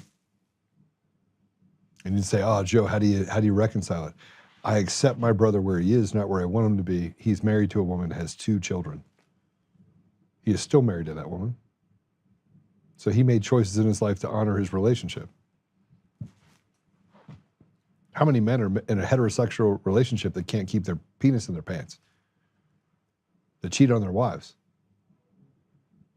This is probably the most impactful story that I've ever done. I started it yesterday, and I had to pray about this one. And I had to pray about it because I needed to understand whether or not what I was saying was going to be accepted. I'm at that place right now where I want the general public to understand, again, I'm a guy that has no credibility. No credibility. That's what they said. That's what this piece of crap that worked for me and lied and tried to tell my assistant of 10 years soon. Knows everything about me. Sees every text message I have, sees every email that I have. I'm a very transparent person in my life. I'm transparent with you. I'm transparent with the people that work with me. I'm transparent with my assistant. I'm transparent with my wife, my children. But I have no credibility. That's what they said, no credibility. So the things I'm putting in front of you, I mean, I wouldn't listen to me because they told you not to listen to me. Matter of fact, every one of these platforms came out and said, listen, we're going to do everything we can to keep Joe Oltmann off of the airwaves. We're going to send out people who are this treasure hunter and say, oh, yeah, Joe has no credibility. Look at his notes. He has bad handwriting. We're going to have other people talk about the fact that he didn't record the Eric Coomer thing, but then we're going to stand up on stage and we're going to tell people that you have a recording so that you could open up the gates of the mainstream media to come after me. Yeah, we're going to do all that. We're going to do everything we can to set up this deal where the New York Times and others can take shots at Joe, and we can build out this entire thing where you go to Grok and they're like, oh, it's been debunked, like everything else that's been debunked about the elections. Now, we know that that's not true. And again, I don't have credibility, so I don't know why you'd listen to me. So what you're about to hear right now is coming from a person that doesn't have credibility based upon what these people are. By the way, these people have never accomplished a thing in their life. Their kids are a train wreck. Their lives are a train wreck, but they want to tell you that I have no credibility. The guy that's been married for 23 years. Yeah. No credibility. Let me keep on. Let me go on. What's the number one problem we face in America? It's pornography. And if you think that I'm wrong, then tell me why children are being groomed. Books in second grade are being written so they can be sexualized. They're getting them ready. And I want to show you something else. This is interesting, to say the least. This is a man talking about the beginning of the takeover of porn by the Jewish synagogue of Satan. Play it. We gravitated towards the porn industry because it's like kind of the seedier cousin of the Hollywood industry, which had already been controlled by the Jews. And basically they pretty much just took it over. The godfather of the modern day porn industry, his name was Reuben Sterman, who was actually an Orthodox Jew. He owned over 200 bookstores all around the country. He's actually my godfather. What the Jews did pretty much was they revolutionized the adult industry and made it their own. So there was no space for anti-Semitism, and they basically controlled everything. But back in the 80s, the only way you could get pornography was to go through someone like Reuben Sterman, and he controlled, all of his stores and all the stores that that he didn't own. They actually had to pay him a tax to carry his product. Reuben Sterman actually eventually he died in prison.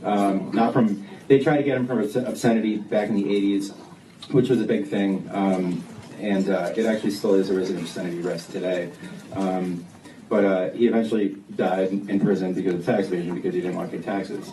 Back in the 70s, the majority of the male porn performers were Jewish, and the majority of the female performers were Roman Catholic.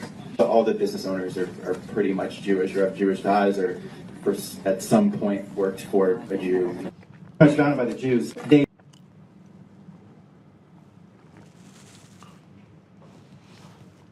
Still not convinced?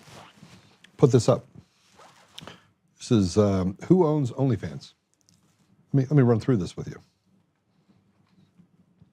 And look, you can call me whatever you want at this point. You want to tell me that I'm anti-Semitic because I'm pointing out the obvious? These people long abandoned the Jewish people. They are slaves and in bondage the same way that we are in America. And if you think Christians and Jews are so closely related, and there's this thing called Zionists, and we should have this Judeo-Christian deal, it's not true. Look, I am deeply involved in my faith right now. Deeply. I'm going to, now it's called, it used to be RCIA, now it's called OCIA, to convert to Catholicism. I'm in that process right now. And so I am questioning everything about my faith. A lot of prayer. At the same time, I'm prepared for battle at all times. I'm well trained. I can knock the apple off your head with a 9mm straight from prone position. Boom. Who owns OnlyFans? Leonid Radvinsky. Juice. Who owns most porn sites, including Pornhub? Rabbi Solomon Freeman. Who owns Tinder? Sean Rad. Who founded Grindr? Joe Simkai. Who founded Bumble? Whitney Wolf Hurd. Jews.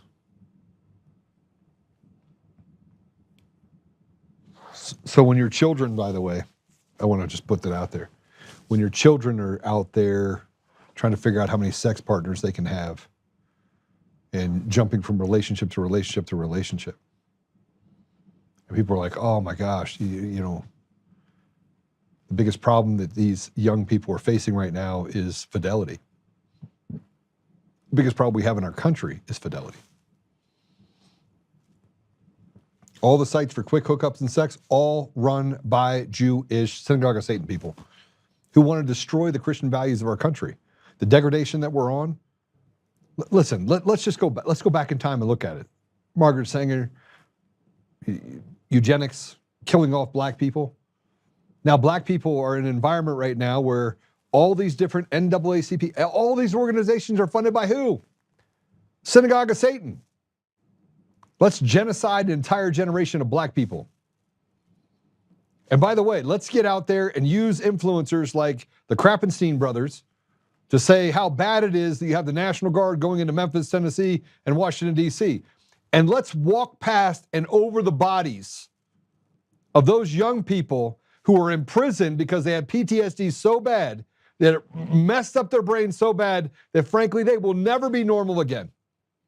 And the children that can't go out after 6 o'clock, can't play in the yard, can't be normal, that are forced onto a computer to look at YouTube. That's if, by the way, you can have politicians that are governors that are talking about the fact that black people don't even know how to use a computer. That's actually happening. Oh yeah, I'm sorry, she's also a Jew. Only she doesn't believe in God. See, none of these people do.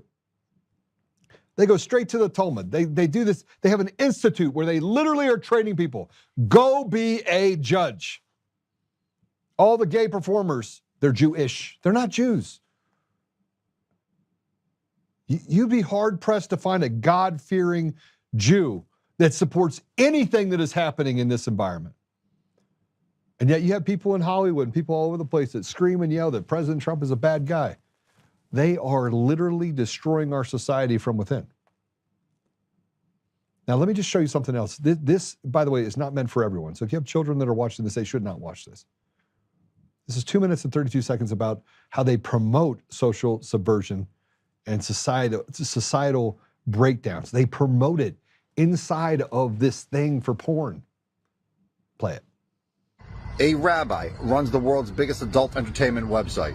A rabbi. And the Zio use their control over this type of media to push social subversion and social destruction. Here's specific examples. They advertise pedo circumstances. These are above-age grown women, but they intentionally look, dress, and act underage. They do this on purpose. They know what they're doing. This is only to one specific target audience. And this roleplay even builds pedo desires in random male viewers that might not have had these thoughts and desires before. They know exactly what they're doing. They're creating the desire for underage. It's sick. And they even go so far as to advance stepdaughter fantasies. That in itself is horrible to advertise, but really, it's a disguised way for them to advance incest pedo desires. Guys, this stuff is done on purpose. And it's not the back page stuff that you have to search for. This is what pops up on the home page when you sign on and when you're scrolling around. Even the stuff you do search for, this stuff is spliced in between. They also show fantasies and promote cheating on your wife, cheating on your husband, destroy marriages, just like they're always accused of trying. This is all intentional. And then all the college kid stuff. This is what they promote college life is like. Hookup culture, experimentation, promiscuity, no morals. Stereotype it like this until it becomes a self-fulfilling prophecy. They know exactly what they're doing. It goes further. They also have the promotion of incest, with a thin disguise under the labels of doing things to your stepsister. You know many young boys sneak on these websites to explore. You know that, and these are the fantasies that Zios promote to trick kids to thinking they have some other way to release pent-up lust. These are sick people. They know exactly what they're doing when they're pushing all this stuff. Flip through their page. These are not normal, average fantasies. These are promoted on purpose to shape desires in a bad direction. The Zios control all our media.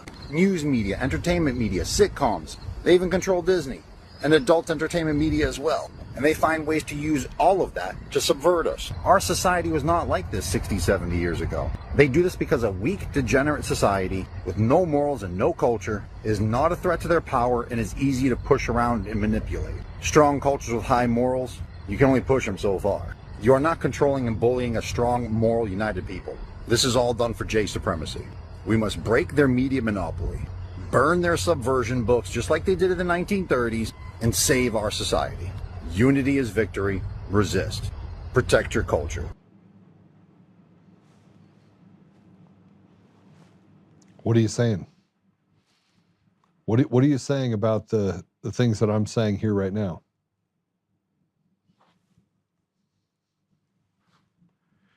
Jeff, you said, why allow your pride to be wounded, Joe Oltmann? It's giving them power over your attitude and perspective. Rise above it. Okay, I'm doing it because of the fact that they have created an environment where if they tell a lie enough times, people believe it. I'm not doing it. I don't have any pride associated with this. Not at all. I have told you 1,000 times, the only person that I care about, the only person I care about is what God tells me to do. That's it. I mean, even before I tell you that my wife can have absolute control over the fact that I have to respect her opinion, if God tells me to do something and my wife tells me not to do it, you better believe I'm going to do it. Because I will not turn my back on God. He has never turned his back on me. I hope that clears it up. Whew. Have you heard too much? Have I said too much? Because I'm not done yet.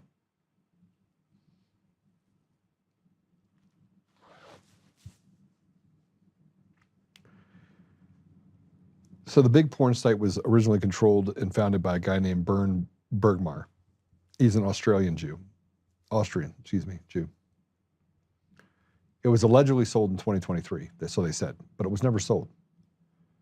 As part of his other company, MindGeek, a group of what they call ethical investors. You won't believe this. You know, when you saw Liberty Vote come into play, look, you cannot be stupid. Stop being stupid. You know the thing that I hate? I hate evil. I hate people that are evil. I don't hate people that are deceived.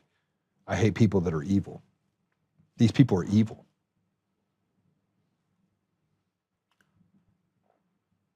So this guy owned MindGeek, and MindGeek under his ownership grew into a global powerhouse. Billions in revenue. But intense scrutiny for hosting non-consensual content, including material linked to child exploitation and sex trafficking. What do we have a problem with in our country? They are grooming our children. They are sex trafficking. They are killing them. They are doing some sick stuff. I want to play this. This is the Pornhub secret owner revealed. And the sale that never was. It's a big shell game, kind of like our elections. There's no difference. They call themselves, by the way, I just want you to know this. They call themselves Ethical Capital. Ethical Capital Partners. Ethical Capital Partners that traffics children and women. Play 5 for a minute. Actually, the former owner of the site who sold the company to him came forward and first revealed his name to me, and it was Bernd Bergmar. So that was the majority shareholder of the site that had hid his identity for years from the public. But he was found and exposed. He was spending part-time in Hong Kong, part-time in London. He was from Austria.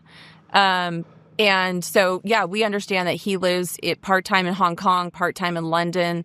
Other owners are in Montreal, so in Canada.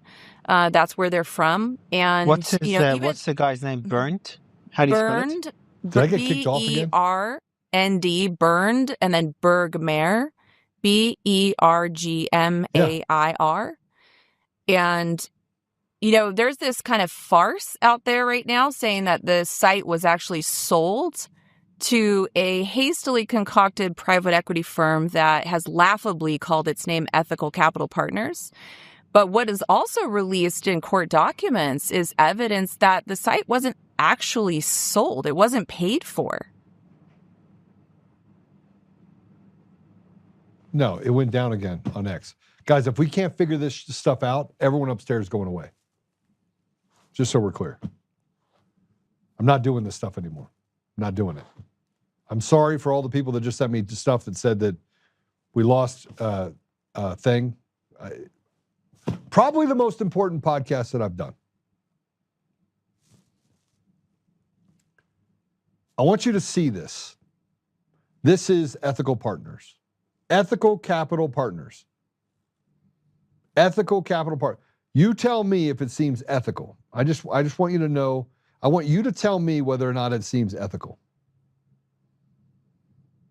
Founded in 2022, where? Where do you think they were founded?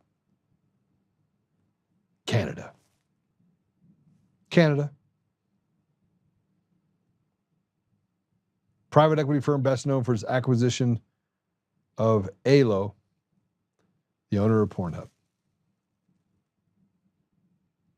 Now, what I'm gonna go through a little bit more. By the way, we're gonna have to clean this up on the site for X. I'm just sorry. I'm just gonna say I'm sorry to everyone. Nobody wants this to be heard. Nobody wants this to be out there, especially not the Jewish population. And for my Jewish friends, for my people that are actual Jews who love the Lord, who live their lives according to that, man, I am sorry that you got co-opted by demons and devils. I am sorry. I am sorry. I'm sorry that you have to live your life in the shadow of people that scream anti-Semitism while destroying the very fiber of every nation they touch.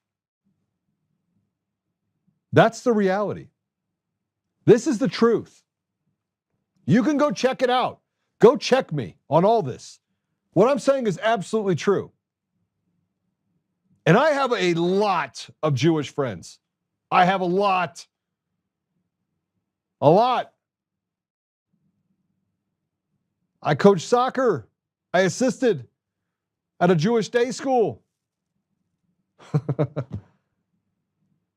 You'd say, Joe, oh man, which side are you on? And I just told you which side I'm on. I'm on the side that doesn't traffic women and children, degrade our society, and stand behind and say, I'm not really white either. They created this anti-white material with these white liberals who want, and most of them, by the way, are Jewish, faithless, atheist, people that would destroy you. Just saying, look at you, that have no compass for morality. These people hide behind the fact that they call themselves ethical capital partners. How is it ethical? Well, let me get worse. Solomon Friedman, the owner of Pornhub. A lot of owners, by the way, of Pornhub. What if I told you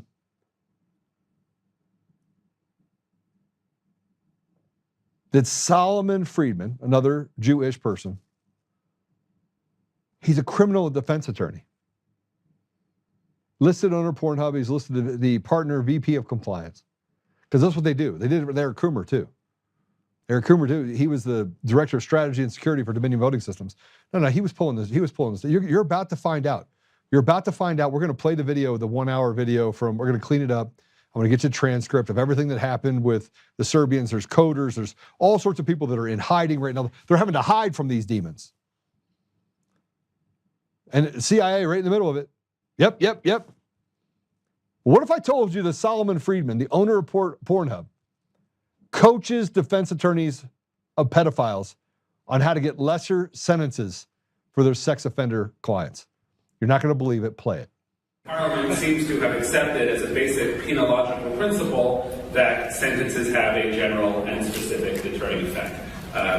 If you look at the evidence, your mileage may vary. But in fact, maybe this is a good case study of that not working. But hey, that will get you nowhere in court. Or we could argue that we arrived at this place because we had adopted that prior view for a long time. And so maybe we're here because the conditional sentences or the intermittent sentences that we were imposing in 2009 didn't get the job done, and maybe that plays into why we're here. What do you do when Carrie or one of her colleagues has made this case about more than just your client, and made it about asking the court to try to stem this larger sociological tide and to be very plain about it, to use years in jail as a way of addressing that?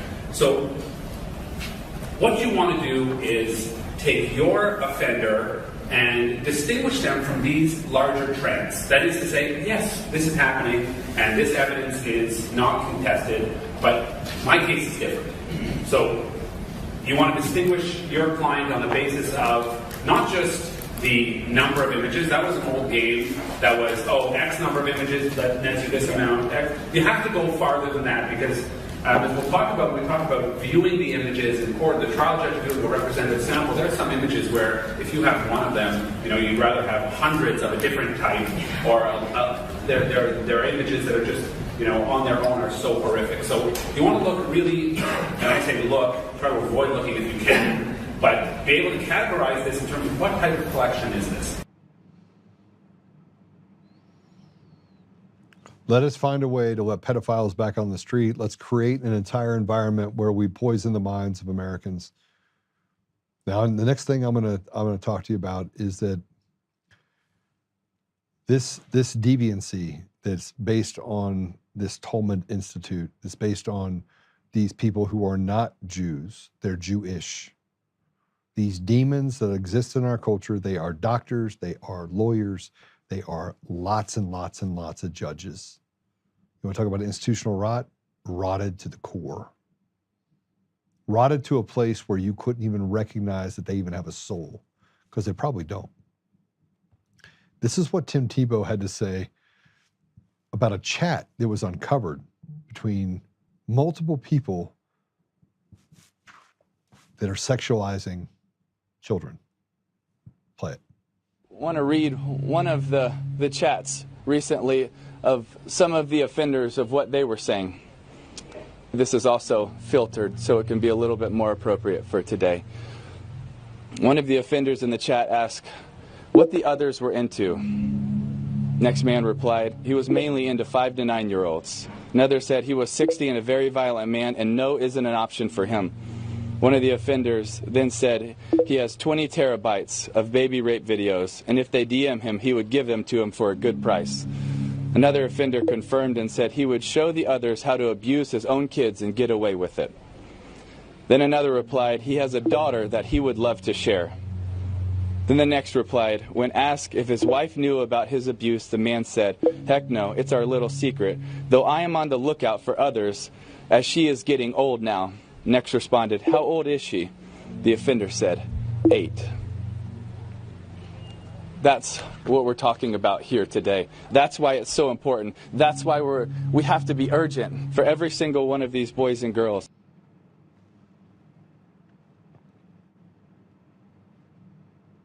Stolen elections have consequences. Allowing liars to stand and instigators and people that are aligning themselves with these people, they are going to rot in an eternal hell. But while they are here, they should face the consequences.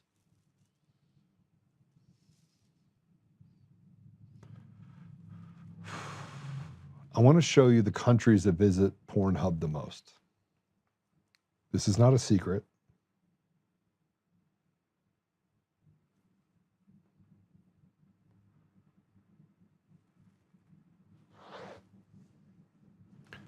What's the number one country?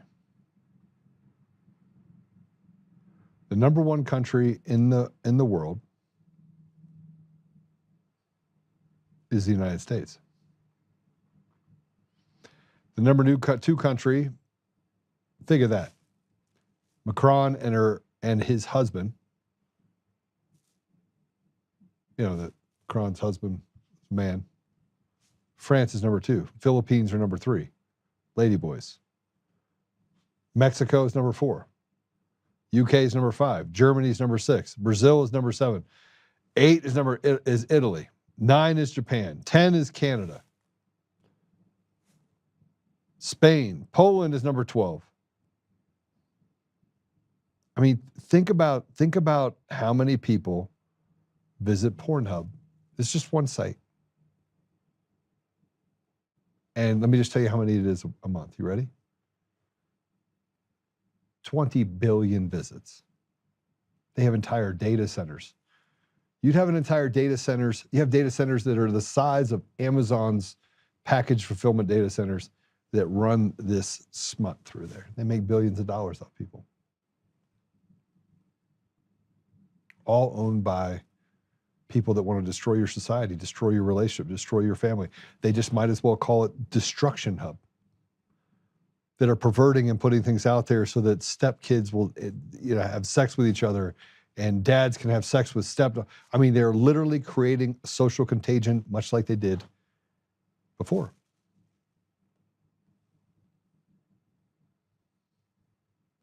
How is it all tied together? This is how porn and child trafficking are tied together.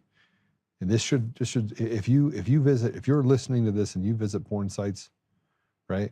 I'm going to tell you right now, you need to get on your knees and you need to stay away from those porn sites. Because here's what you're doing. You're literally giving the demon a gap, a large opening in your life. Flat. How dark it is. They abducted the mama and these 4 kids. They took these kids to a house. They let everybody on the border know, if anybody wants in on this, this is how much it costs. This is what's going on. Contact this person. We'll come across the border and get you. They killed the infant in front of their brothers and sisters and in front of the mama. Then they tortured and murdered the mama in front of the kids. And in that terrorized, horrible state, with their dead mutilated brother and their dead mutilated mother, then these people paid big money to molest them in that state of trauma. That's how bad it is. And that is fueled, it is funded by porno. If you are a part of pornography, I'm telling you, you are a part of child trafficking. They're Americans that paid money to do that because they're addicted to pornography.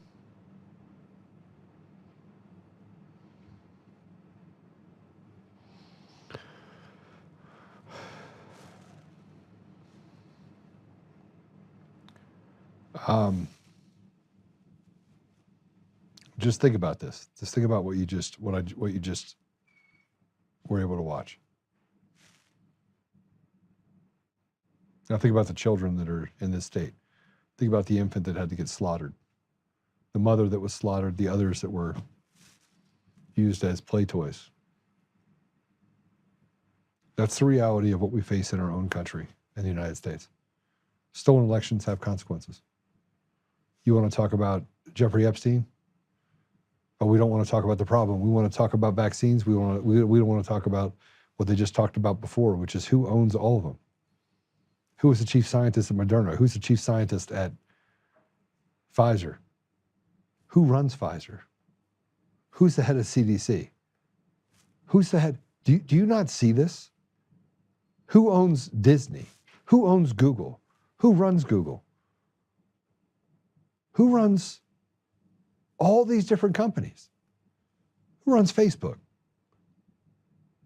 Who's in charge at X? I mean, let's be honest about it. These are all really bad people. And I'm not talking about Elon Musk.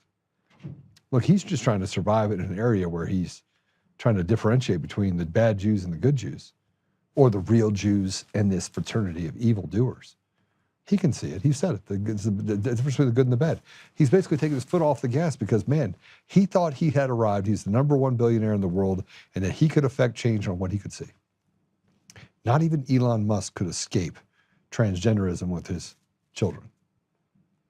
Not even he could. They indoctrinated and stole the mind of one of his children. You don't think he thinks about that every day? I promise you he does. I want to tell you something. This is how you know that it's absolutely perverted to a place that, frankly, is disgusting. This is how you know that they want to destroy us and they hate you.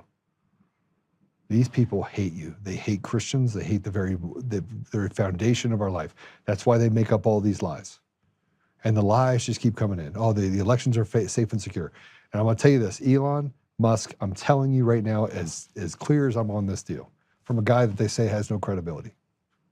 I mean, I built from zero. I didn't have daddy's money, mommy's money. I didn't have family. I didn't have anything like this stuff. Everything I've done on my own.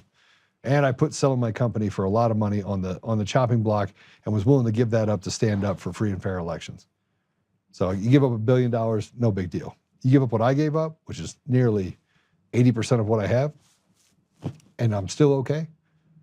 Here's what I'm going to tell you, Elon. You don't change your algorithms and you don't start really looking into this election fraud stuff, it doesn't matter if you're worth $1 trillion, you're going to have to sell your soul down the river. And if that's what you want to do, so be it. But you're going to have to give up more of your kids. Because I promise you, they're the ones that are going to suffer for it. You're already an old man like me. Like we're past our prime. And the second you can realize that it doesn't matter how much more air you breathe, the better. And if you're ethical out there and you're like, I just want to live out the rest of my life and I don't want to pay attention to any of this, shame on you. It was never about you. And you're like, oh, I just want to live another 20 years.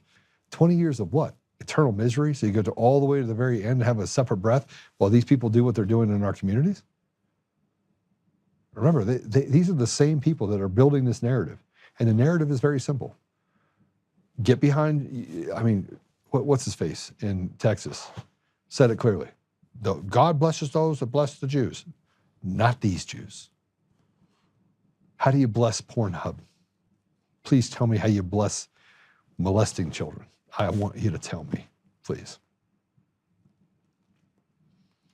I want you also to know this. Pornhub keeps ceasing operations in every state that requires age verification.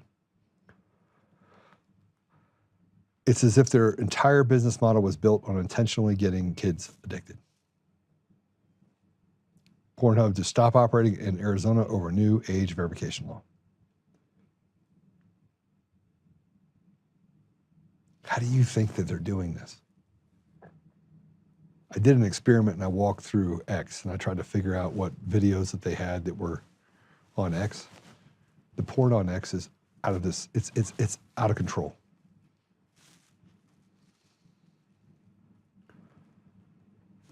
This is a tough conversation, tough deal, because I'm telling you that I'm tying it back to the same people that are sitting on the bench,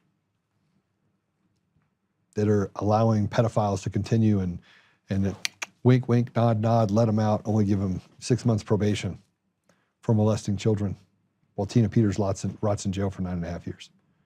Tina Peters, who has been betrayed by more people in her own circle than I could even begin to imagine. But let's let the pedophiles out. Here's Tucker on the porn industries and the danger. Let's go ahead and play it. Why'd you do this? Well, because so-and-so made me. Oh, stop. That's not allowed in my house. We don't allow that. And that's what Charlie was all about. Yes. Charlie was all about and that. So, like, if you live in a world where people in your high school class are on OnlyFans, I'm not attacking those poor people who feel they have to do that or have been misled into doing it. But the people profiting from it are more dangerous and evil than Iran. And they're certainly more of an imminent threat to your country. Are you joking? It's not even close. So let's just reorient around honesty and truth and try to create a meaningful hierarchy of concern and threat. And the number one threat that we face is people becoming bad. That's the worst thing. You can't have a good country with bad people. And all of us have participated in that bad, including me. And by the way, and we should say that. You know, the pre-1945 America, the It's a Wonderful Life America, which was made, obviously, I think right around that time frame, they all understood this. Those are all called out in that film. Because they didn't have nuclear weapons, so they couldn't tell themselves they were God. Everyone who watched it completely understood. Tucker, I could do this for several more hours. We'll have to do that at some point. But our And they should have talked about it for more hours. I've just taken an extra 40 minutes to talk about all this stuff. And if that's not enough, the AI founder, Sam Altman, also dual citizenship, Jew. We made ChatGPT pretty restrictive to make sure we were being careful with mental health issues. We realized we made it less useful and enjoyable to many users who had no mental health problems. But given the seriousness of the issue, we wanted to get this right. Now that we've been able to mitigate the serious mental health issues, and we have new tools, we're going to be able to safely relax the restrictions in most cases. In a few weeks, we plan on put out a new version of ChatGPT. It allows people to have personality that behaves more like what people liked about 40. We hope it'll be better. If you want your ChatGPT to respond in a very human-like way, or use a ton of emojis or act like your friend, ChatGPT should do it, but only if you want it, not because we are usage maxing. In December, we will also roll out age gating more fully as we part of our treat adult users like adult principle. We will allow even more like erotica for verified adults.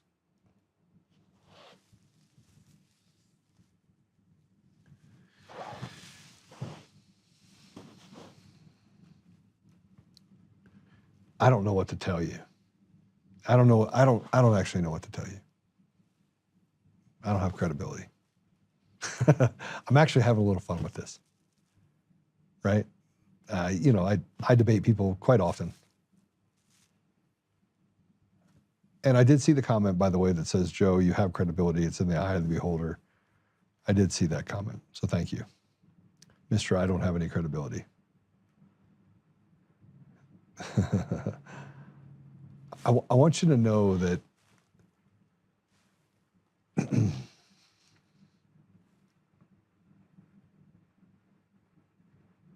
we have a problem in our country.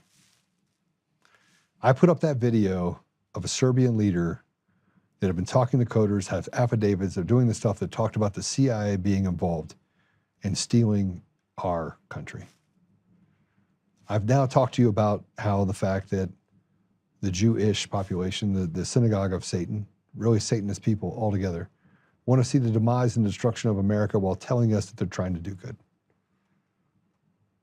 I'm going to talk about this a lot now. So they're probably going to cancel me for it. I mean, why would you not cancel me for it? You look at the things that we're dealing with right now. We have a problem. We have a massive, massive problem on our hands.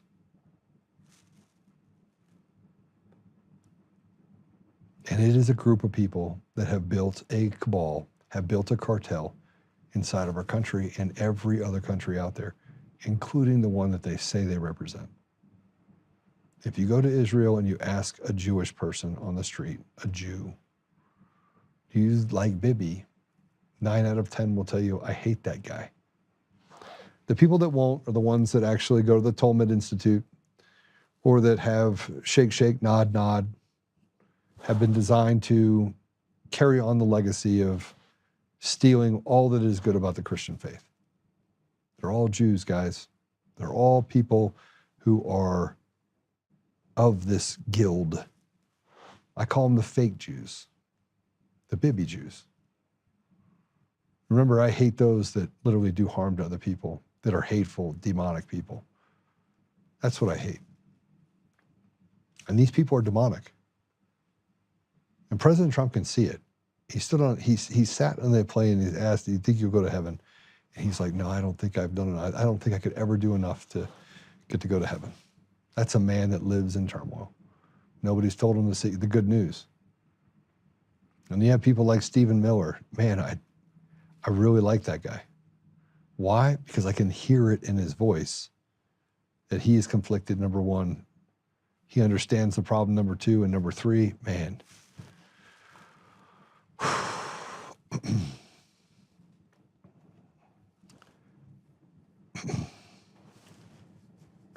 I'm only bringing this up because I want to get canceled, by the way, because I don't have any credibility, so I figured I'd just put it out there so people piss on me. And yeah, we will have another show that they'll replay this, that will go all the way through. It's not anti-Semitic to point out evil for what evil is. And it's not anti-Semitic to talk about people who have designed it to destroy the Christian faith throughout the entire country. Christians are bad. And you know why they prop up Muslims? Because Muslims love shitholes. Sorry, they do. They do. They're good at living in shitholes. I didn't say all Muslims, but they're not worried about Muslims taking over anything. They're worried about white people. They're worried about Christian and Christian revivals. They're worried about those that fear God only and aren't afraid to pick up that sword.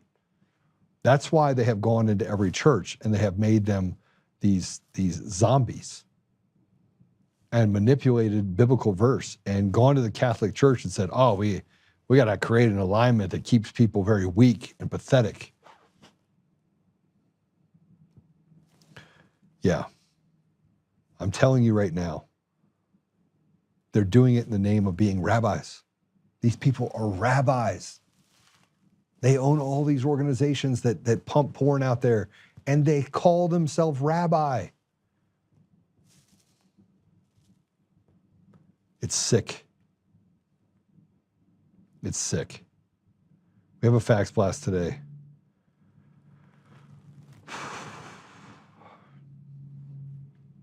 I'm really upset over this. I'm trying to stay calm for you. I'm trying to stay peaceful for you. But you don't think I can see it? You can't see it? And of the people that are watching this that are in like the FBI, that acts as if we have to stand as opposition to this, or if you're, what's his name? Ted Cruz? Shame on you, Cruz. You don't even know what the Constitution is. You have no idea what you're even talking about. You lack credibility and you sit in the Senate. You have no credibility. You couldn't even tell Tucker Carlson which Genesis it was from. He had to tell you. You want to know why? Because you don't have credibility. You're a puppet. How does it feel to live your entire life knowing you're going to die a puppet? As long as you got your Haagen-Dazs ice cream and you can bilk the American people for millions of dollars, I guess it's all worth it, right? Man, craziness. Crazy, crazy. Let's go through this. We need to stop the chemical castration of Americans' children. We need to get back to free and fair elections. And by the way, it's not trivial. It's not. This isn't something. You don't even have to debate it. They can go stick their what in a blender. You can't debate it. There are no free and fair elections. Get out of here. Stop even talking about it. You don't even have. You know what, Elon? Go reprogram Grok to tell a little bit of truth. Don't talk to us about truth and you are the new news when you're blocking people and cutting off people's funds for being influencers that are doing the right thing. And only if you toe the line and you talk only good about these Bibi Jews. Get the hell out of here. What the hell's wrong with you? You know the election's stolen. You knew the night that it was a Serbian vote that was blocked in 2024 that allowed for only the presidential vote to go through the way it should have gone. You knew that night. So you know the elections are a sham, but you let Grok walk around telling everybody it's not. It's shit. It's shit. It's shit. The fact that you guys have to lie to people because you're so afraid of the truth and that it might get you what? Charlie Kirk? If you could only be so lucky to stand next to Jesus and God when you ascend into heaven, if you get there, but you're afraid. You're a coward. That's what it tells me about people. I care more about the almighty dollar than I do about my offspring, my children.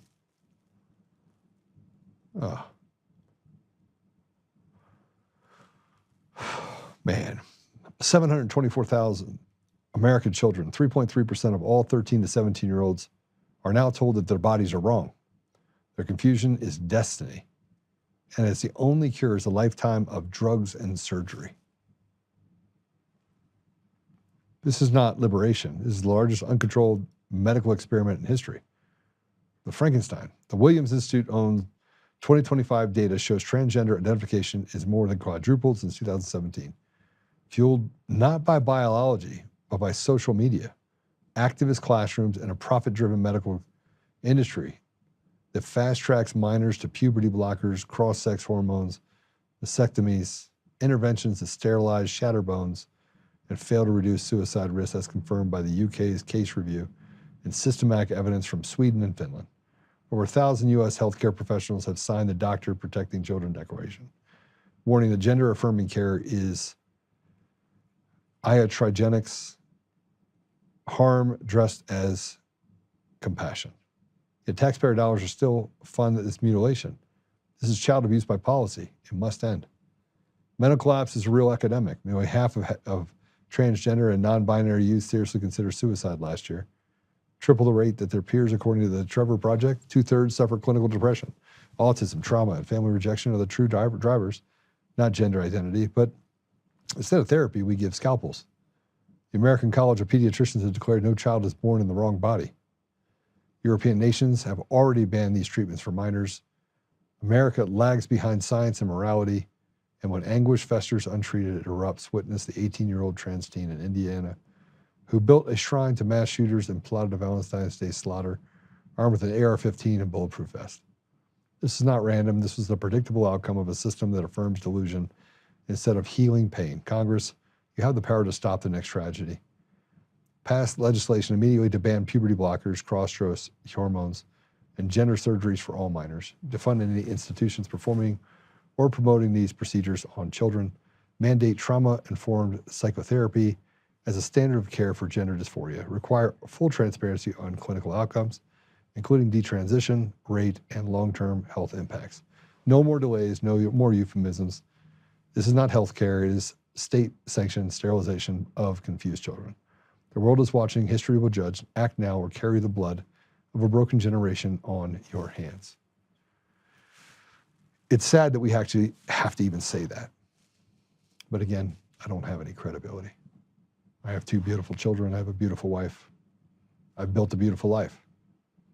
And I'm finally at a place now where I'm pretty much at peace. I don't care. I don't care about the influencer class.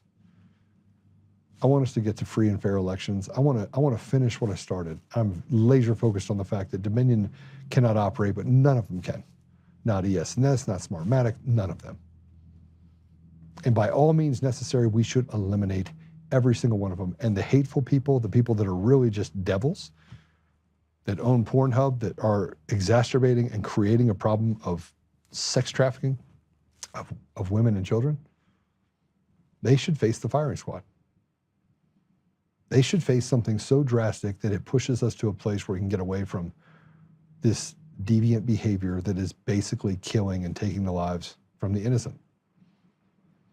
And I'm sorry you can't see it if you can't. But I can.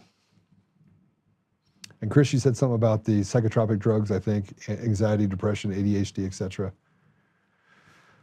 Yeah, those are the drugs that weaken the mind. You heard them a couple of days ago, the doctor said it. It weakens the mind of these children and makes them easy targets.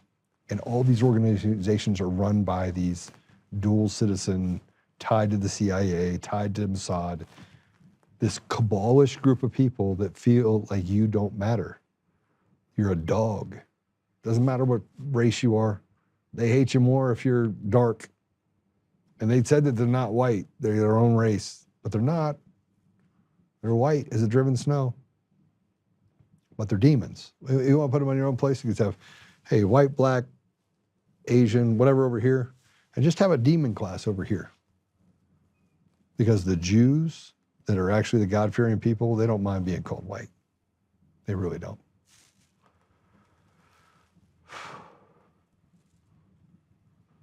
Will he help fix our election process? Yeah. I've got some things that I'm going to be pushing out to you over the next little bit, but right now I'm just going to pray for you. All right, let's pray it out. Father God, thank you. Thank you for the opportunity to just be here today and to share something that's really difficult for me to share. It's difficult to talk about the degradation of our society and all these bad things that we face every day that are disguised as enjoyment, pleasure, as it erodes and destroys the very fiber of our country, of our community, and of our family. Worse than drugs, Father, it allows for loyalty to erode to zero and to get to a place where we become the most weak and conquerable people in the world. Father, we have leaders that have betrayed us and betrayed the very essence of what we are as Americans. And so I would ask that you would protect our leaders, protect President Trump, protect the other leaders that are doing the right things, and differentiate the wheat from the chaff. Make it so that we can see clearly who is actually doing bad, doing wrong to us as a society. And more importantly, Father, I just ask that you will rise up men to stand in the gap and fight. Fight for the soul of our nation, fight for the children and the women who are trafficked every day. Fight for the poorest among us that live inside of communities that are held hostage by bullets flying and drugs and crime. Help us to heal, Father, by putting limits in place that stop this perversion. And help us to recognize who they are. And Father, we should get to a place where we burn it down. So help us, whatever it is that we need to do. We know it's necessary, and we're here to play ball. So just help us to walk the path that you want us to walk. I say these things humbly in the name of Jesus Christ. Amen. All right. I do know Kurt Olson. Yes, I do. Will he help fix our election process? Yeah, I mean, he could. He's the lawyer that Trump hired for 130 days. Man, I hope he can. I hope he can fix it. And I hope he's on the right side of things. Oh, he's a very smart man. He was also a Marine. So if you want to think about Kurt Olson, he was a Marine. I don't know otherwise. I know that he's done some great things. I have, obviously I'm the guy that took Frank's speech public, and he's a shareholder in Frank's speech. So I don't know. We'll see. We'll see what happens that comes from it. Just pray for him. Pray that he does do well. Tubage. Pray he does do well. God bless you all. I will see you tomorrow. We have a great guest, Eric Holt. We're going to talk about election fraud and this cabal inside of the DA's office that is tied to his father's law office, who's swept under the rug election crimes that were committed. They were caught on video as plain as day, kind of like everything else. We're just not going to do anything with it. We're going to hide it. Only we caught him. We're going to do that tomorrow. Remember what I said, stay off of anything that has to do with pornography. And man, pray that we can get rid of these companies and these Jewish people in every part of our lives. God bless you.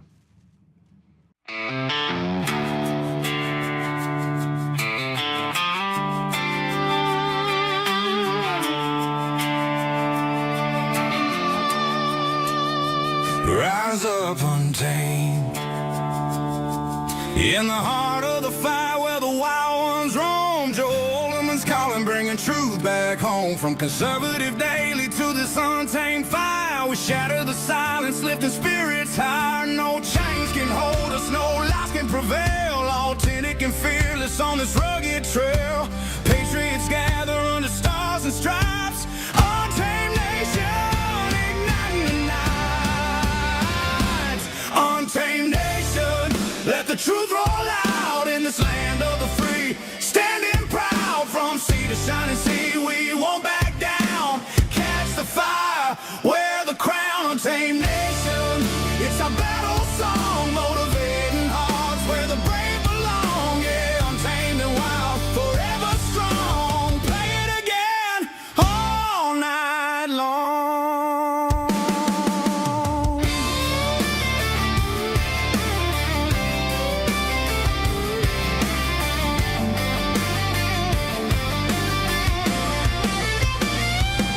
Break the mold, chase the real. No more games, time to heal. Joe's voice leads the untamed crew. Truth matters through and through. Untamed nation, let the truth roll out in this land of the free. Standing proud from sea to shining sea.